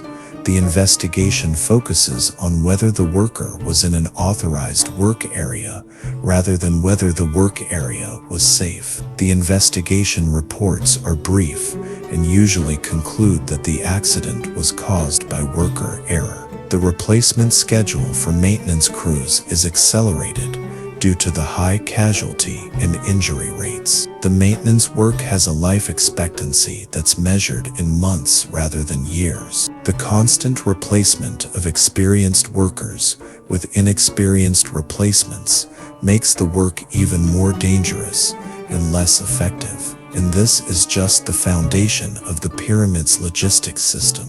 The pyramid construction generates waste on an industrial scale, and removing it is a job that combines the worst aspects of manual labor with the constant presence of death and decay.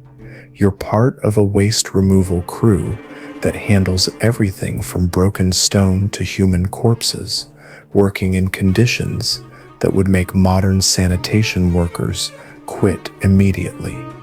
The stone waste from pyramid construction accumulates faster than it can be removed. Every day's work produces tons of stone chips, broken blocks, and fragments that need to be cleared away before the next day's work can begin. The stone waste is sharp enough to cause deep cuts, heavy enough to cause crushing injuries, and constant enough to make the construction site look like a battlefield. Your waste removal assignment includes human waste management for 20,000 workers who have no plumbing, no sewage system, and no sanitation facilities beyond designated areas that are cleaned sporadically. The human waste accumulates in pits that are supposed to be covered with sand, but the covering system is inadequate for the volume of waste being produced. The waste pits become breeding grounds for diseases that spread throughout the workforce. The corpse removal system is designed for efficiency rather than dignity. Workers who die on the construction site are wrapped in whatever cloth is available and removed to burial areas that are located downwind from the main construction site. The burial areas are mass graves that are constantly being expanded to accommodate the steady stream of dead workers. The corpse removal crews work in conditions that expose them to diseases and psychological trauma. The broken tool collection and recycling system recovers metal and wood from tools that have been destroyed by construction work. The broken tools are collected in baskets and transported to workshops where salvageable materials are recovered. The tool collection work exposes workers to sharp metal fragments, splinters, and contaminated materials that cause injuries and infections. The food waste management system deals with spoiled food, kitchen scraps, and refuse from feeding 20,000 workers daily. The food waste attracts insects, rodents, and scavengers that spread disease throughout the construction site. The food waste disposal areas become contaminated zones that are avoided by workers when possible. But the waste removal crews have no choice but to work in these areas. The animal waste management includes waste from the horses, donkeys, and oxen that are used for transport and heavy labor on the construction site. The animal waste accumulates in stables and work areas, creating health hazards and making working conditions even more unpleasant. The animal waste is supposed to be removed to fertilizer areas, but the removal system is inadequate for the volume of waste being produced. The water contamination from waste disposal affects the entire construction site's water supply. The waste disposal areas are located too close to water sources, allowing contamination to spread throughout the water system. The waste removal crews work in areas where the water is visibly contaminated, but they have no alternative water sources and no understanding of the health risks they're facing. The waste transport system uses the same carts and containers that are used for transporting construction materials. The waste containers are rarely cleaned between uses, spreading contamination throughout the construction site. The waste transport crews work with equipment that's contaminated with human waste, animal waste, and diseased materials. The disposal area management involves maintaining dump sites that are constantly overflowing with waste that can't be processed fast enough. The disposal areas are located in low-lying areas that flood during rain, spreading contaminated materials throughout the surrounding areas. The waste management crews work in disposal areas that are essentially open sewers under the desert sun. The disease prevention measures for waste removal crews are non-existent by modern standards. The workers have no protective equipment, no hygiene facilities, and no medical treatment for the diseases they contract from working with contaminated materials. The waste removal crews develop distinctive health problems, including skin infections, respiratory diseases, and digestive problems from constant exposure to contaminated materials. The seasonal challenges make waste removal even more difficult and dangerous. Summer heat accelerates the decomposition of organic waste, creating conditions that are unbearable for human workers. Winter rains spread contaminated materials throughout the construction site, making disease transmission more likely. Sandstorms bury waste that then decomposes underground, creating hidden sources of contamination. The waste removal crew composition includes the most desperate and expendable workers on the construction site. The crews include men who have been demoted from other work due to disciplinary problems, workers who are too old or too weak for demanding construction work, and men who have no other options for employment. The waste removal work is considered the lowest form of employment on the construction site. The equipment available to waste removal crews is inadequate and constantly breaking. The baskets used for carrying waste fall apart under the weight and corrosive effects of the materials being carried. The carts used for transport break down under the stress of constant use in harsh conditions. The tools used for waste management are often improvised from broken construction tools. The work schedule for waste removal crews is determined by the accumulation of waste rather than human endurance. The crews work extended hours during periods when waste accumulates faster than normal, and they work split shifts when different types of waste need to be removed at different times. The waste removal schedule conflicts with the workers' need for rest and recovery. The psychological effects of waste removal work are severe and often permanent. The workers develop a fatalistic attitude that comes from constant exposure to death and decay. They become isolated from other workers who avoid contact with the waste removal crews due to contamination concerns. The waste removal workers know that their job is essential but despised,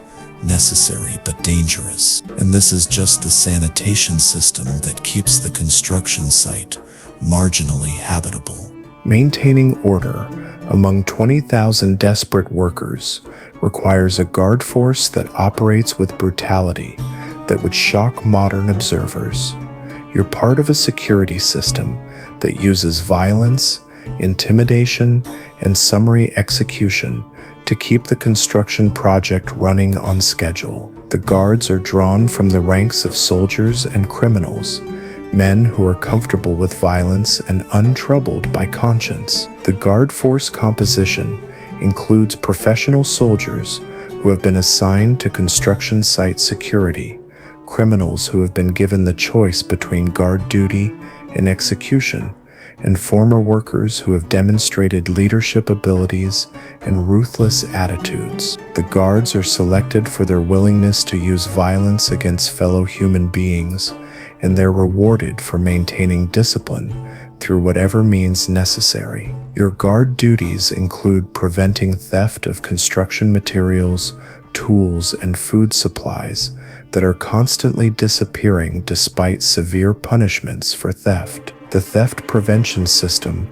relies on random searches, informants among the workers, and punishments that are designed to discourage theft through fear rather than justice. The guard force conducts searches that are invasive and humiliating, treating all workers as potential criminals. The discipline enforcement system uses physical punishment that escalates quickly from beatings to mutilation to execution. Workers who violate construction site rules are subjected to punishments that are designed to serve as examples to other workers. The punishments are carried out publicly, with the entire workforce required to watch as their fellow workers are beaten, branded, or killed for infractions that might be minor in other contexts. The crowd control techniques used during worker unrest rely on violence and intimidation rather than negotiation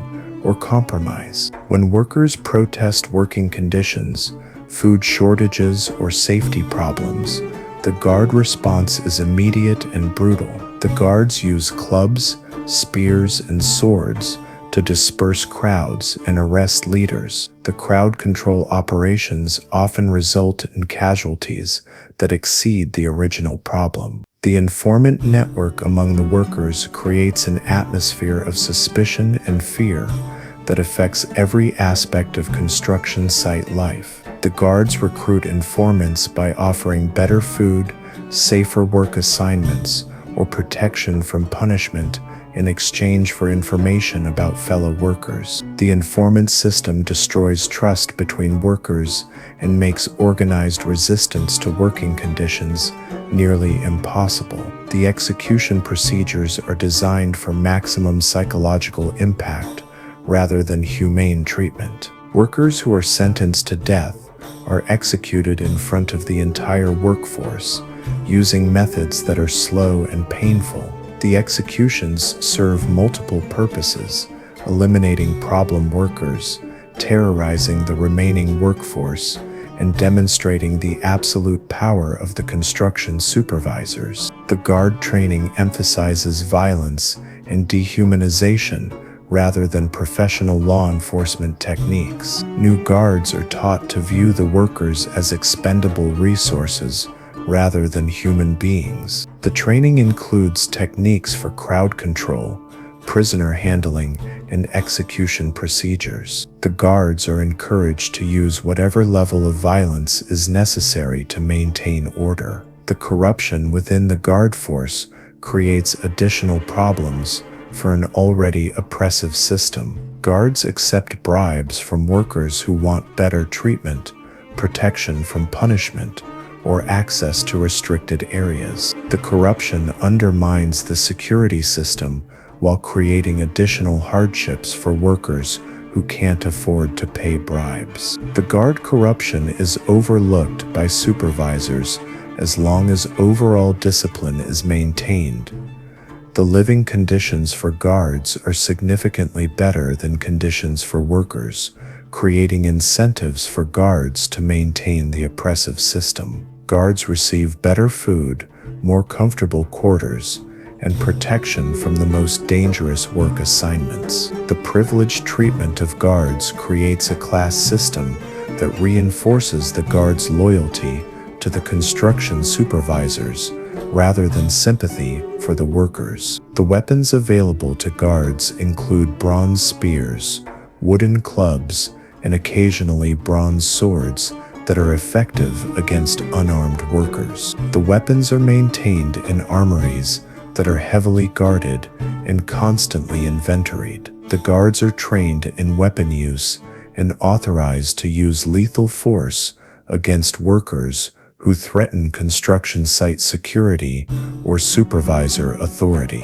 The judicial system for construction site justice is summary and brutal. Guards serve as investigators, judges, and executioners for infractions that range from theft to insubordination to simple inefficiency. The trials are brief formalities that usually result in predetermined punishments. The accused workers have no representation, no appeal process, and no protection against false accusations. The psychological screening for guard candidates selects for men who are capable of violence against fellow human beings without developing psychological problems. The guards are chosen from men who have demonstrated ability to inflict pain and death without remorse. The psychological requirements for guard duty create a force that's effective at maintaining order but dangerous to everyone on the construction site. The guard schedule includes 24-hour coverage of critical areas,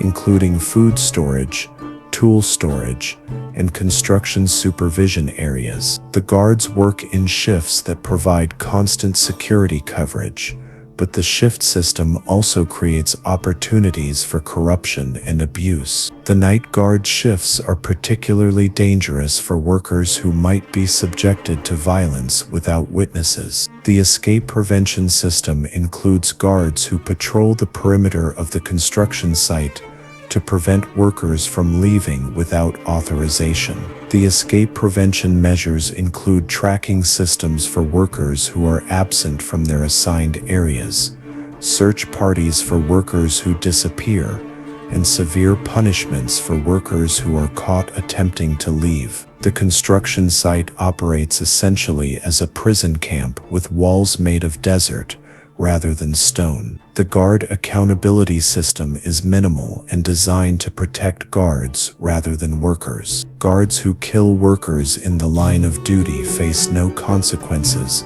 as long as they can justify their actions as necessary for maintaining order. The guard accountability system protects guards from prosecution while providing no protection for workers who are victims of guard violence. And this is just the security system that keeps the construction project operating.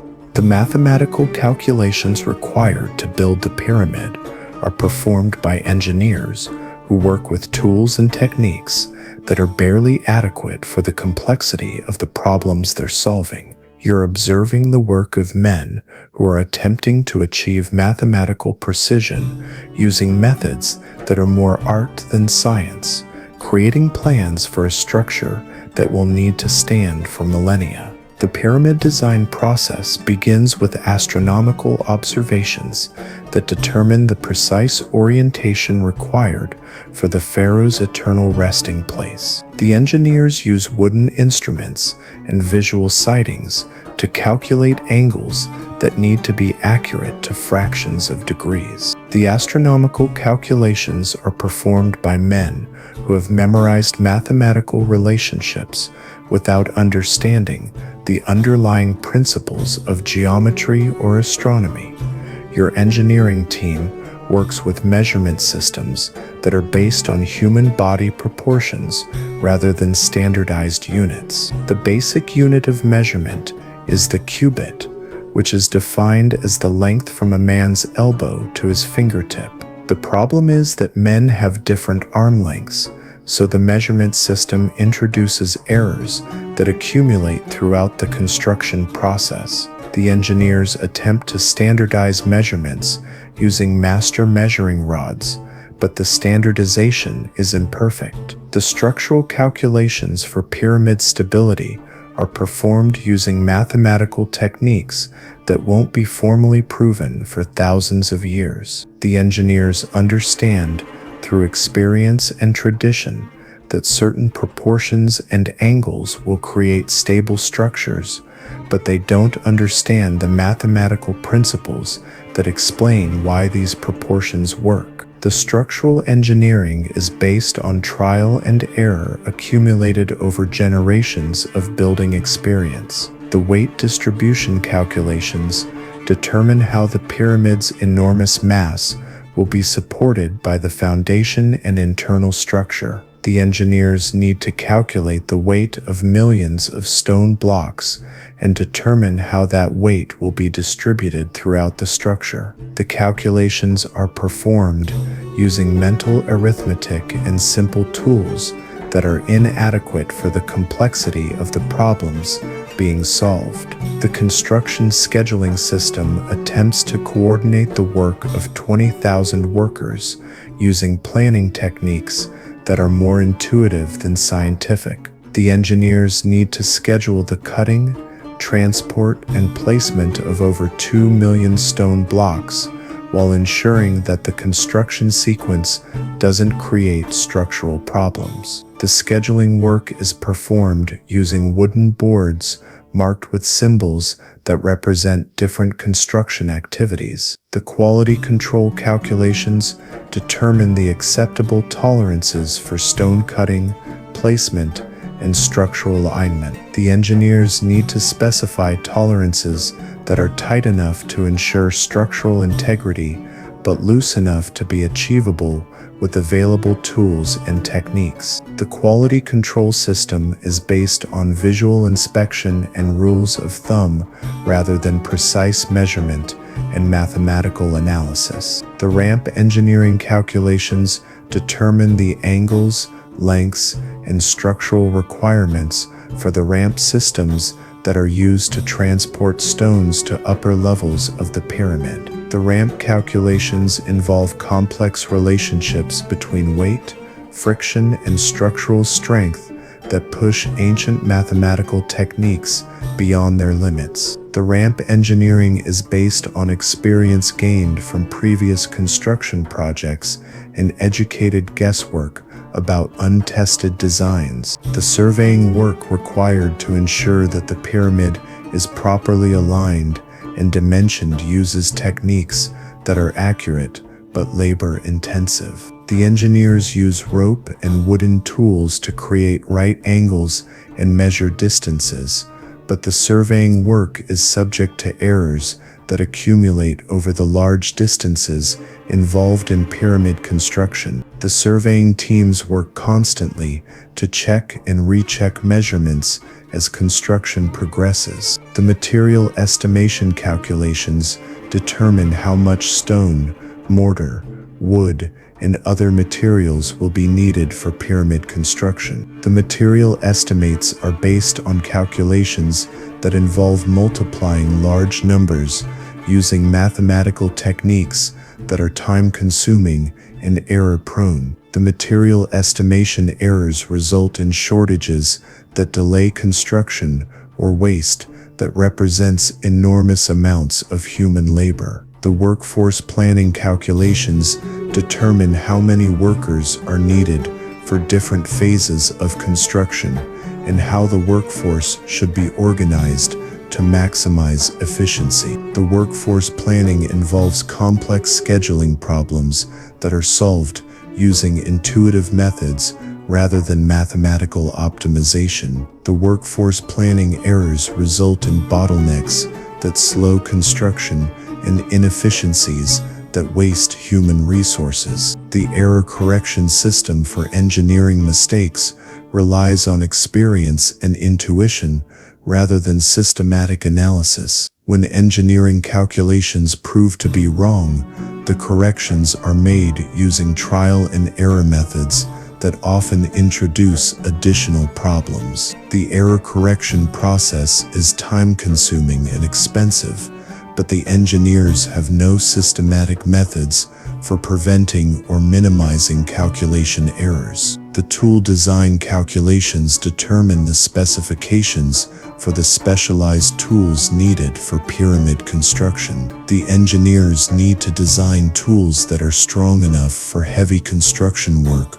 but manufacturable using available materials and techniques. The tool design process involves trade-offs between strength, weight, and manufacturability that are resolved using engineering judgment rather than mathematical analysis. The record-keeping system for engineering calculations uses symbols and notations that are understood by only a few specialists. The engineering records are kept on papyrus scrolls that are vulnerable to damage and loss. The record-keeping system is inadequate for the complexity of the project, and important calculations are often lost or misunderstood when key personnel are no longer available. The training system for new engineers relies on apprenticeships that transfer knowledge through observation and practice rather than formal education. The engineering apprentices learn calculation techniques by memorizing procedures rather than understanding principles. The training system produces engineers who can perform familiar calculations but struggle with novel problems that require creative mathematical thinking. The validation system for engineering calculations relies on experience rather than independent verification. The engineers trust calculations that produce results similar to previous successful projects, but they have no systematic methods for validating novel calculations or complex procedures. The validation system is based on consensus among experienced engineers rather than mathematical proof or experimental verification. And this is just the mathematical foundation that makes pyramid construction possible. The pyramid's completion requires a final sealing process that traps some workers inside forever. You're part of the sealing crew that will block the internal passages after the pharaoh's burial, knowing that some of your fellow workers will never see daylight again. The sealing process is the pyramid's final act of human sacrifice, disguised as construction necessity. The ceiling crew composition includes the most skilled craftsmen available, men who understand the pyramid's internal structure well enough to complete the complex ceiling procedures. The crew also includes workers who have been selected for their loyalty and discretion, men who can be trusted to complete the ceiling work without revealing the pyramid's secrets. Some of the ceiling crew members know that they're participating in their own entombment. Your ceiling assignment involves blocking the internal passages with stone plugs that are designed to prevent unauthorized access to the pharaoh's burial chamber. The stone plugs are massive granite blocks that slide into position using inclined planes and lever systems. Once the plugs are in position, they're impossible to remove from the inside, creating a permanent seal that traps anyone who remains in the internal passages. The plug installation process requires workers to remain inside the pyramid's internal passages while the ceiling stones are moved into position. The workers who guide the plugs into their final positions know that they're sealing themselves inside the pyramid. The plug installation is timed precisely to minimize the number of workers who are trapped, but some entrapment is inevitable and planned. The air shaft sealing system blocks the ventilation passages that provide fresh air to the pyramid's internal chambers. The air shafts are sealed with stone plugs that prevent air circulation, creating conditions inside the pyramid that will gradually become uninhabitable. The workers who install the air shaft seals know that they're creating a tomb for anyone who remains inside. The escape route planning provides limited opportunities for ceiling crew members to exit the pyramid before the final sealing is completed. The escape routes are narrow passages that can accommodate only a few people at a time, and the escape timing is coordinated with the sealing schedule. The escape routes are sealed after the designated escape period, trapping anyone who doesn't exit on schedule.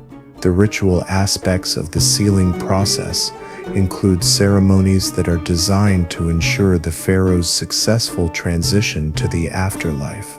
The rituals require the participation of priests and specialized workers who understand the religious significance of the sealing procedures. Some of the ritual participants are intended to remain with the pharaoh as eternal servants, making their entombment a religious duty rather than an accident. The supply provision system ensures that workers who are trapped inside the pyramid have access to food and water that will sustain them for a limited time. The supplies are pre-positioned in the internal chambers before the sealing process begins. The supply system is designed to provide a humane death for trapped workers rather than immediate starvation, but the outcome is the same. The documentation system records the sealing procedures for future reference, but the documentation is also designed to preserve the secrets of the pyramid's internal structure. The sealing records are kept by scribes who understand the importance of maintaining secrecy about the pyramid's vulnerabilities. Some of the scribes who document the sealing process are themselves sealed inside the pyramid to prevent disclosure of the information they've recorded. The quality control system for the sealing work ensures that the seals are strong enough to prevent unauthorized access and complete enough to protect the pharaoh's burial from disturbance. The quality control inspections are performed by master craftsmen who check every seal for structural integrity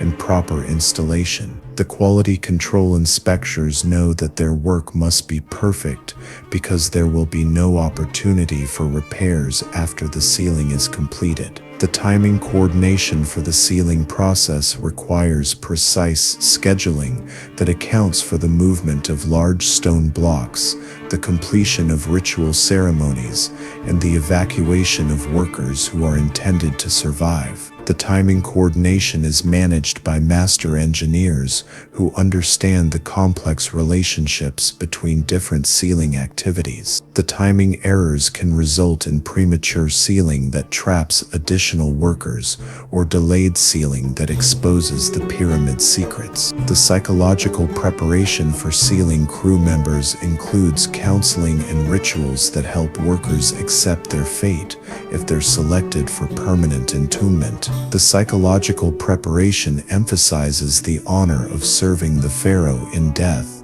and the religious significance of eternal service. The psychological preparation is designed to reduce resistance to entombment rather than to prevent it. The selection criteria for workers who will be sealed inside the pyramid include considerations of skill, loyalty, and expendability. The workers who are selected for entombment are chosen for their knowledge of the pyramid's secrets and their inability to resist the sealing process. The selection process is disguised as normal work assignments to prevent panic among the sealing crew. The final inspection system ensures that all sealing work has been completed correctly before the pyramid is abandoned by the construction crews. The final inspections are performed by senior engineers and supervisors who verify that every passage has been properly sealed and every secret has been protected. The final inspection team includes members who will be sealed inside the pyramid to prevent them from revealing what they've learned. The abandonment procedures for the construction site include the removal of tools, equipment, and evidence that might reveal the pyramid's construction techniques. The abandonment is coordinated with the sealing process to ensure that the pyramid's secrets are protected and that the construction site doesn't provide clues about the pyramid's vulnerabilities. The abandonment marks the end of the construction phase and the beginning of the pyramid's eternal function. The legacy documentation system preserves selected information about the pyramid's construction for future generations, while concealing the details that might compromise the pyramid's security. The legacy documentation is prepared by scribes and engineers who understand the balance between historical record keeping and security requirements. The legacy documentation becomes the official history of the pyramid's construction, replacing the detailed records that are sealed inside the pyramid with the workers who created them. And this is the final act that transforms a construction project into an eternal monument. As the sun sets over the completed pyramid, the true scale of the human cost becomes visible in ways that daylight concealed. The construction site that once swarmed with 20,000 workers is now silent, except for the wind carrying sand across surfaces that have been polished smooth by years of blood, sweat, and sacrifice. The pyramid stands eternal, but the men who built it are gone, their stories buried as deeply as their bones. The mathematics of death that defined pyramid construction are both simple and staggering. Conservative estimates suggest that 1 in 4 workers who began the project didn't survive to see its completion. That's 5,000 human lives consumed by the construction of a single monument. 5,000 men who woke up one morning expecting to return to their families and instead became part of the pyramid's foundation, literally and figuratively. But even those numbers don't capture the full scope of the human cost. For every worker who died on the construction site, perhaps 2 others were permanently disabled by injuries that ended their ability to earn a living. The pyramid's legacy includes thousands of men who returned to their villages as broken remnants of their former selves, bearing the invisible scars of stone dust in their lungs, crushed bones that never healed properly, and psychological trauma that had no name in ancient times. The families of these workers paid their own price for the pyramid's construction. Wives became widows, children became orphans, and entire villages lost their young men to the pharaoh's eternal resting place. The economic impact of the pyramid's construction rippled through Egyptian society for generations as communities struggled to survive without the workers who had been consumed by the project. The engineering achievement represented by the pyramid is undeniable and genuinely impressive by any standard. The precision of the construction, the mathematical sophistication of the design, and the logistical complexity of the project represent genuine human accomplishment. But the achievement came at a cost that would be considered unacceptable by any modern standard, a cost that was paid by men who had no choice in the matter and no voice in recording their sacrifice. The tools and techniques developed for pyramid construction advanced human knowledge in ways that benefited future generations. The engineering principles used in pyramid construction influenced building techniques for thousands of years. The organizational methods developed for managing massive construction projects became templates for future large-scale endeavors. The mathematical knowledge gained from pyramid construction contributed to the development of geometry and astronomy, but the technological advancement was built on human suffering that was systematic and deliberate. The pyramid wasn't built despite the deaths of thousands of workers.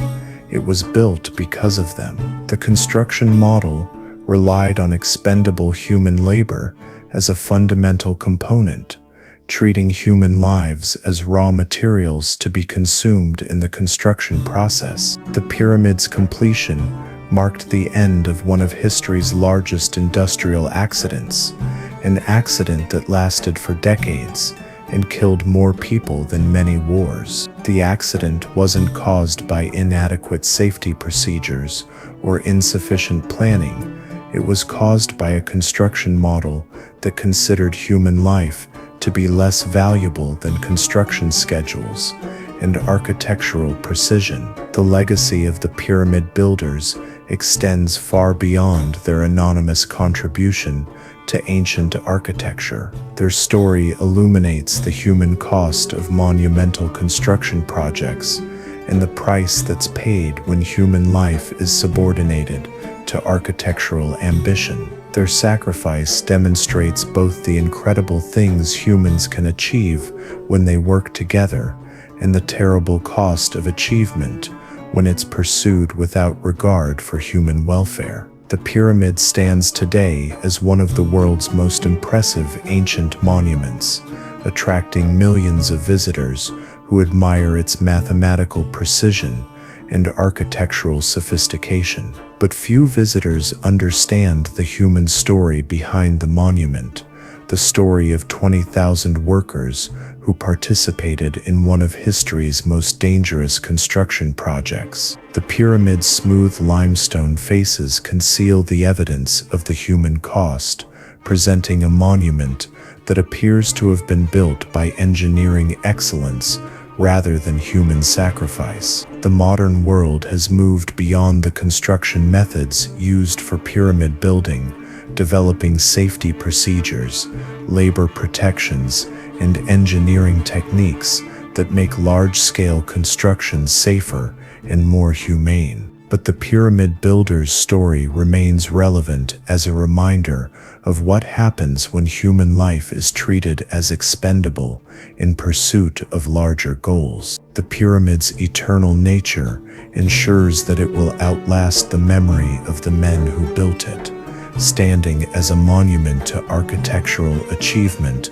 rather than human sacrifice. The workers who died building the pyramid have no individual monuments, no recorded names, and no lasting recognition for their contribution. Their legacy is the pyramid itself, a monument that simultaneously celebrates and conceals their sacrifice. The hidden curse of the pyramid builders wasn't supernatural, it was economic and social. The curse was a construction model that treated human life as a renewable resource, a planning process that calculated acceptable casualty rates, and an economic system that made pyramid construction more valuable than the lives of the workers who built it. Tonight, as you drift off to sleep, remember that the monuments we admire often carry hidden histories of human cost. The pyramid's perfect geometry was achieved through imperfect humanity, its eternal nature purchased with temporary lives, and its architectural triumph built on human tragedy. The pyramid builder's curse continues today in any context where human life is subordinated to larger goals, where workers are treated as expendable resources, and where achievement is measured without accounting for its human cost. The Great Pyramid stands eternal, but the men who built it are gone. Their sacrifice made architectural history, but history has largely forgotten their sacrifice. They built for eternity, but they didn't live to see their work completed. They created one of the world's most impressive monuments, but they became anonymous footnotes in the story of its construction. Sleep well, and remember that the monuments that impress us most